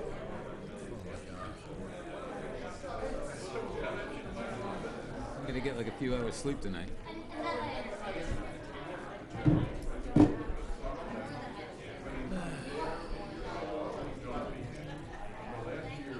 This is gonna be a long one. Just shut your mic. Shut your mic. Oh yeah.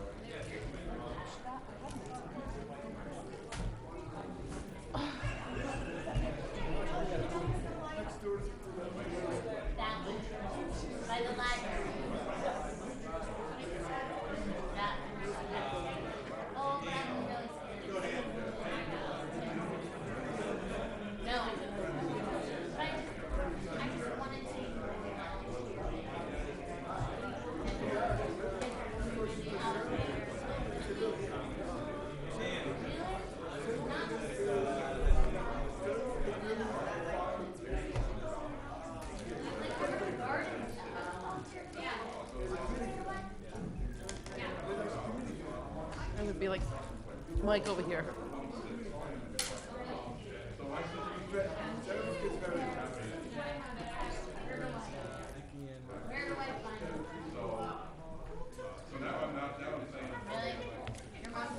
Please do.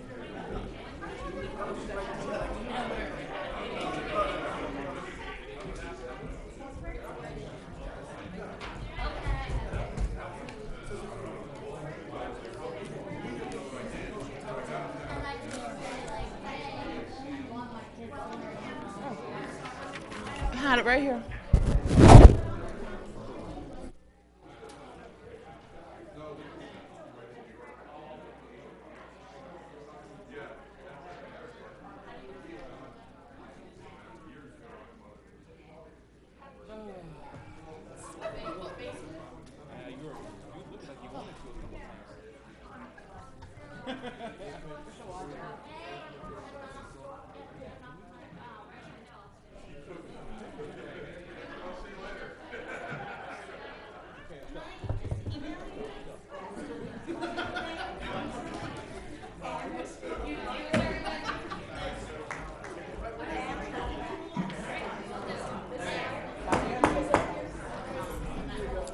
There you go. I'd like to call this meeting to order. Would all rise for the salute to the flag?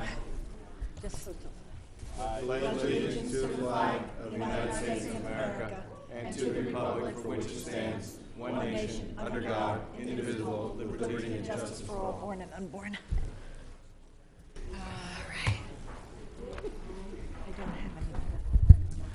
Terry? Jessica? Sorry. Take notice that this agenda session meeting of the mayor and council being held on this 26th day of June 2017 has been advertised and posted in accordance with Open Public Meetings Act, Chapter 231, Public Law 1975. Roll call. Councilpersons Buchanan, Here. Grillo, Here. Kilpatrick, here, Lembo, Here. Melendez, Here. Novak. Here. Old business. The following ordinances were introduced at the council meeting. They will be listed for public hearing and adoption on July 24, 2017. Anyone have any questions as listed? If not, No. okay, Sorry. great. I was just thinking. Thinking out loud. I was on the edge of my seat there for a minute. That was good. Communications and committee reports, Councilwoman Novak. Yes, Administration and Finance, as listed on the agenda under Section A, 1, 2, 3, and 4. Second. Receive and file. Under B, an application for a social affairs permit for a wine tasting event at OLV on October 21st. Has anybody got a problem? Okay. Received a notice of resignation from Florence Samuel from the Commission of Aging effective May 16th. It's with deep regrets that the Commission on Aging accepted that. She's been a real asset to the town and to the Commission on Aging. Other than that, Mayor, progress. Thank Hey, you. Mary, I'm sorry, I have to interrupt you again really quickly because we went through, I knew I had a question. The ordinance 372-17, it says public hearing for July 24th. What happened to the special meeting on July 10th? I talked with both Wayne, Terry, and Jay. As long as we had the first reading tonight, he could advertise for bids now, and then instead of having a second reading we will not be able to receive the bids and authorize them until the 24th anyway, so we can do it the same night. We'll second read at the beginning of the meeting and authorize award all the bids. We need 4 weeks for the awarding. We don't need 4 weeks we don't need the 2 weeks for, do you understand? Listen, I get it. I just want to make sure No, that no, roads no, are getting done. That's all I care about. I talked to Wayne, I talked to Jay, I talked to Terry. So We moving can- forward, we can ensure 100% to our residents that none of these roads are going to be held up because we didn't have a meeting. No, believe me, Vicky, you know how I tough know, was I on just this. want to put it out there because residents heard that, and I got calls, and they were saying, thank you for pushing this to July 10th to make sure that this was being done. I do not want to turn around and go back and tell them that, no, we canceled that meeting, and now we weren't able to fulfill what we needed to. As So- long as we have the first reading, Jay can advertise for bids, and then we can award the same night, as long as we do the second reading prior to the awarding of the bids. But we can do it in the same meeting. Yeah, it's like, cross your finger, like pinky swear kind of thing here, like. As long as all the bids come in order, we can award. So that all. No issues with the proposals. And if not, we can call a special meeting. Okay. So We the like 10th those. is off. The Officially. 10th is off. Yes. The 10th is off. It's not necessary unless something else comes up that we need a special meeting for. And roads are getting done this year. Both Wayne and Jay are sick of listening to me about that. No, that's fine, they can be, I just wanted to make sure roads are gonna get done Yes. this year. Roads are gonna get done this year in the same time frame as they would have otherwise. Otherwise, we would have had a Yes, second Jay? reading on the 10th. Yes. And then we could not have awarded until the 24th anyway. Okay, like I said, I'm looking at Jay, yes, Jay? That's correct. We're receiving bids July 18th. Receiving, okay, yes, Wayne? Yes. Okay, that's all I need. We're good, thank you. I feel like she doesn't Okay, believe anything me. else, Councilwoman? Okay. Progress. Planning and Zoning, Councilman Lembo. Thank you, Council President. Move the following minutes and the department reports be received and filed. Middlesex County Planning Board minutes of June 13th, Planning Board minutes of June 7th, Construction Officials Report, Zoning and Code Enforcement Report, all for the month of May, and Fire Prevention Report for the months of April and May. Second. Also under receive and file to notice to adjacent property owners of an application filed by PSE&G before the NJDEP for modification of a freshwater wetlands general permit for the installation of a new gas main activity that will be performed within the existing right-of-way for natural gas distribution system. And number 2, notice received from Borough of South River on a public hearing scheduled for July 17th, amending their zoning ordinance chapter 350. Receive and file. Second. And need approval for an application received from PSE&G for temporary trailer license to place an office and storage trailer on Block 136 off Skaraka Court. Need approval? Anybody have a concern? If not, next item. Anything else? Other than that, progress, Council Thank you. Public Safety, Councilman Grillo. Thank you, Council President. Good evening, everyone. I move the following minutes and departmental reports be received and filed. The Municipal Court Administrator's Report for the months of April and May 2017, the Board of Health Registrar and County Inspector's Report for the month of May 2017, and the Police Chief's Report for the month of May 2017. Second. And a firefighter application received from Jason Edward was accepted as the regular member of the Morgan Hose and Chemical Company number 1 at their April 2017 meeting. Need a motion to accept? So moved. No, any? No. We're 3.5 hours in, 4.5 hours in. Yes. That's it, Mayor. No comments. Okay, next item, Public Works, Councilwoman Kilpatrick. Thank you, Acting Mayor Buchanan. I move the following minutes and reports be received and filed. Number 1, the Public Works Supervisor's reports for buildings and grounds, parks, recycling, roads, and sanitation, and garage services, all for the month of April 2017, along with the Rent Leveling Board minutes of June 13, 2017. Second. Next, I have a request for a block party received from Michelle Gregory to be held on July 29th, 2017, with a rain date of August 5th on Grand Street between South Pine Avenue and Woodland Avenue from 10 a.m. to 10 p.m. I need approval for that. Everything was put in. Anyone object? Everything filed correctly? Okay. And that's all. Progress. Thank you. Great job. Councilman Melendez. Your report. Thank you, Acting Mayor. Can you hear me okay? Yeah. Yes, hear you good. Yes. Item A, Municipal Development Report 1. We have the Recreation Director's Report for the month of May 2017. Second. Let me go to our Recreation Director's Report. The registration is ongoing for this year's summer programs and camps. We have soccer, volleyball, basketball, field hockey, games in the street, and softball camp at Borough Hall Fields, first grade to 8th grade. We also have the camp at Works Park for ages 4 to 12, and Kennedy Park camp for ages 3 to 5. We have a gymnastics, cheer, and dance camp at Holland School. We have a summer program at the Ricky Sedlak Center for 12 to 36 months and 3 to 5-year-olds. Please register at civilrec.com or call the rec office at 732-390-7096. This weekend, on the 1st, we have the Independence Day celebration. The rain date hopefully won't rain. It starts at 4 p.m. to 8 p.m. We have rides and music and entertainment from 7 to 9:30. So hope to see everyone out this weekend. Anything else? Next, let me just quick update on the radio system. For those that know, we've been working on this for quite some time. But the actual system went live last week on unknown frequencies. So we're pretty excited about that. Our IT director has done a fabulous job of bringing this thing home. Most of the tower work has been completed. The dispatch sensor is up. The next steps will be to install, and that actually starts tomorrow, the installation in the all of our vehicles with radios, and I believe we have over 250 of those between the fire, police, and all of the departments. So for a month, the two systems will be running in parallel, and once with everybody migrated, then the old system will show up. Okay. And lastly, it sounds like there's a lot of people there tonight, and I don't think I've heard so much applause in years since we've been up there. But one of the things, and I think a lot of people, and I get a lot of feedback, is the YouTube channel that we have.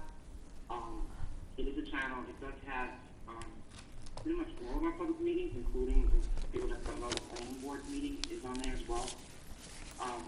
So I encourage, if there's those that don't know, the channel is called Sierra Media, and if you subscribe to that channel, IT director usually posts the day after, so tonight's meeting will be on by the end of the day tomorrow. Yes, sir. Anything else, Councilman? And, again, thanks to everyone for coming out tonight. I think we have a good crowd here. I think it's important. And keep watching the YouTube channel and all the meetings, because this is one way we can help with this transparency. So, with that, thank you. Thank you. Under my report, I move that the following minutes be received and filed. The Water and Sewer Director's Report for the month of May 2017. Second. The only other thing I have is that I'm looking for a subcommittee meeting, and that would be myself. Sorry.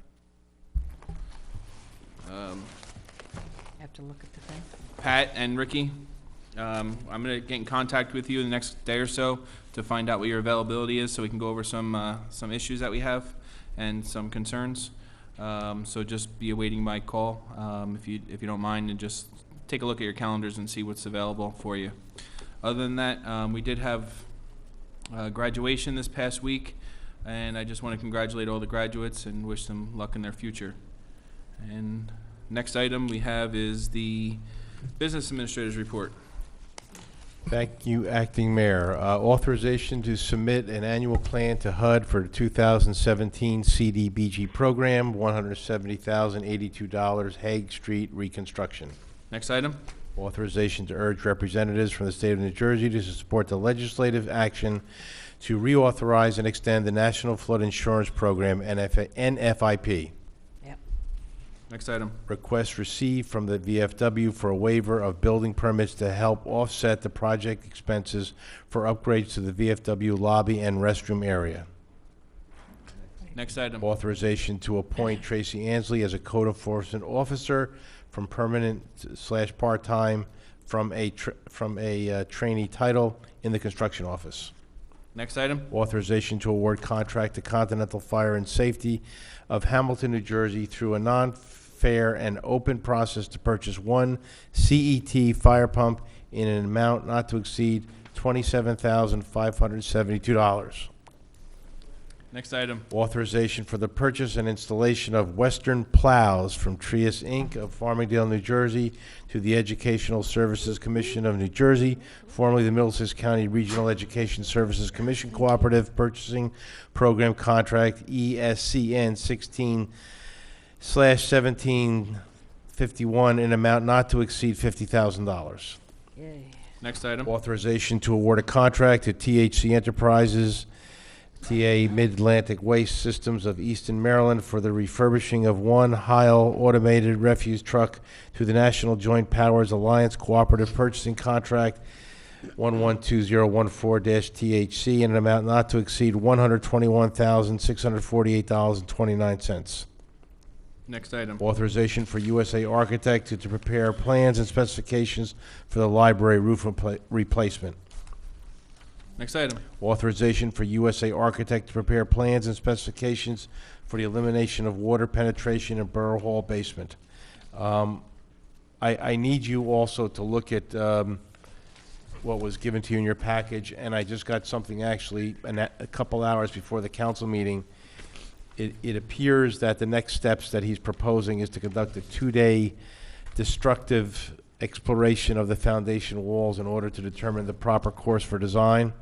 The cost, including the excavation cost, contractors' prevailing wage for the workers, engineers to observe the conditions, and an analysis report would be $12,500. Also, we need, with that, we're going to need the cost for schematic design, construction documents, bidding, and construction administration services in the amount of $42,000. This project looks like it could go over $300,000, according to the architect. We have water, and it's creating havoc in the basement along with mold. We need to get it fixed. And with that money, I've talked to Wayne, if we go forward with the numbers and the bids, we're going to probably have to bond it. Wow. What's the, I mean, the safety conditions, first of all, I know it's in the basement. We do not allow anyone in the basement if necessary. We took everything out that we could have where the water penetration came in. None of our employees go down there. There is still one office that is down there from the fire department. We've asked them to move their offices. We do not want anybody in the basement right now.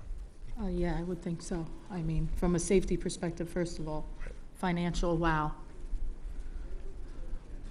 So I need authorization, Council President, for the $12,500 And we have a concern, well, obviously everyone has a concern, but does anyone have an objection? We don't have a choice. If not, and then for the cost of the schematic design, because this will come right after for $42,000. okay. Mike said he'd be signing in both places. I will. That's it. Dan, can I say thank you? Just so that everybody knows, I figure I'd wait until after Dan spoke. A while back, if you remember, we discussed at the council about bringing in students from the county colleges that were maybe doing some type of studies in reference to maintenance and vehicle maintenance and so forth. And a while back, we were able to get one student that came in from Middlesex County College that was looking to get a degree of some sort in automotive, and we were able to place that student, that college student, in the police department actually to do work and to learn in the bays and in the maintenance area there. He just recently, within the past week, finished his studies and his coursework that he was doing as kind of like an internship with our police department, which meant that he was able to fulfill that one particular part of his coursework. So hopefully he can continue on and get his degree. But more importantly, what we showed for one of the first times in Sayreville under this program, that we want to help our residents and we want to help the kids that live here and that decide to go on into different fields. This young man would be an asset to us moving on. Public Works, as you know, is an area that we're in constant need of help, and whether it be part-time or full-time work, this young man now has a real-life experience here working for the borough, understands our protocol, understands our vehicles, and can turn around and come in and help us hopefully in the future when he's ready to pursue his career or to get a job. So I just wanted to say thank you to all of the council members that supported this, and we have some positive things coming out, and hopefully we can reach out again to the county college and let them know we're willing to take in your young students to help them grow and learn. So thank you to my council colleagues. You really helped this young man out a lot. All right. Thank you. So, I like that. You have to go?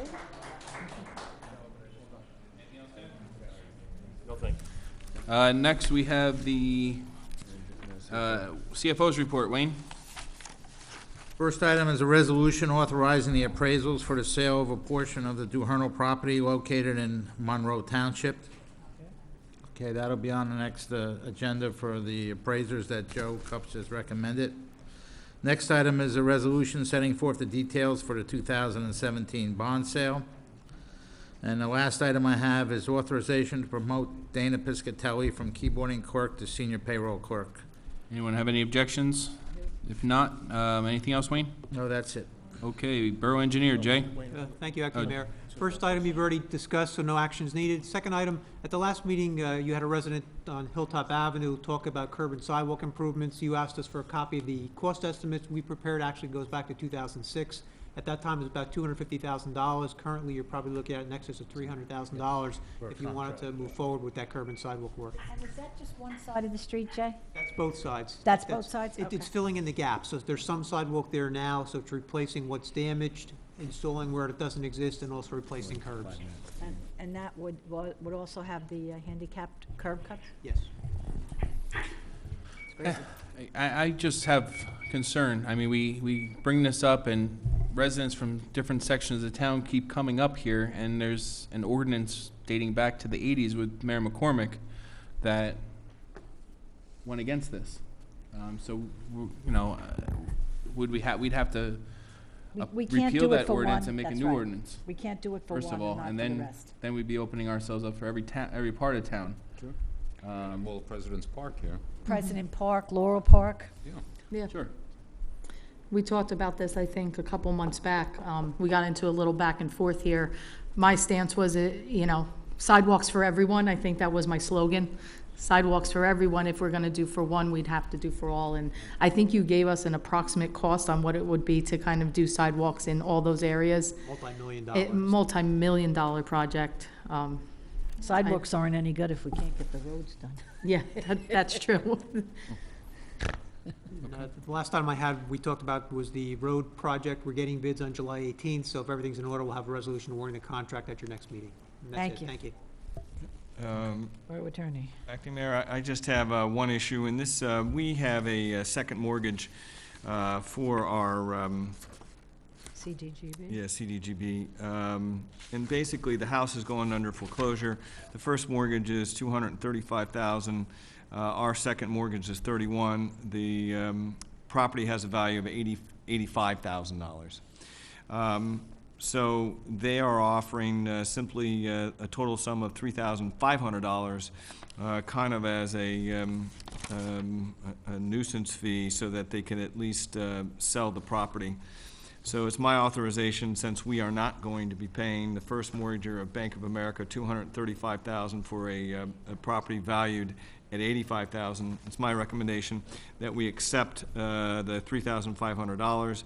They've given, they've provided to Mr. Franco and myself a discharge of our mortgage, and that's my recommendation. I just need the authority to accept the $3,500. Anyone object? No. Any resolution necessary for that, Mike? No, I don't need any resolution. As long as everyone's voted, we're good. Okay. Anything else? There is just to exec, but if you wanted to go. Yeah, I'm going to go into public, I'm going to open up to the public again for any and all comments or concerns. Does anyone from the public have anything they wish to add to this meeting? If not, Move the public portion be closed. Whereas Section 8 of the Open Public Meetings Act permits the exclusion of the public, whereas as public bodies have the opinion that such section presently exists, where now therefore be resolved by the Mayor and Borough Council, County of Middlesex, Borough of Sayreville, the public portion of this meeting is hereby adjourned in order that the governing body may meet in closed private session for approximately 5 minutes to discuss the following matters: contract negotiation.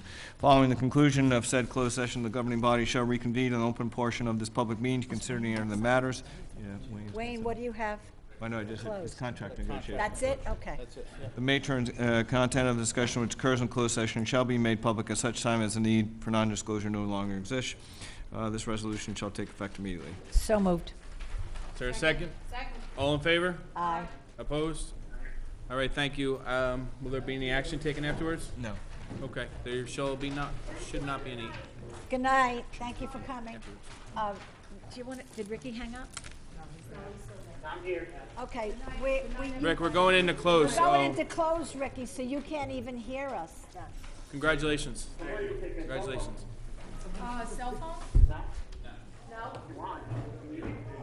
Ricky, why don't we say goodnight? Terry, can you indicate that he hung up at this time? Good night, guys. Good night.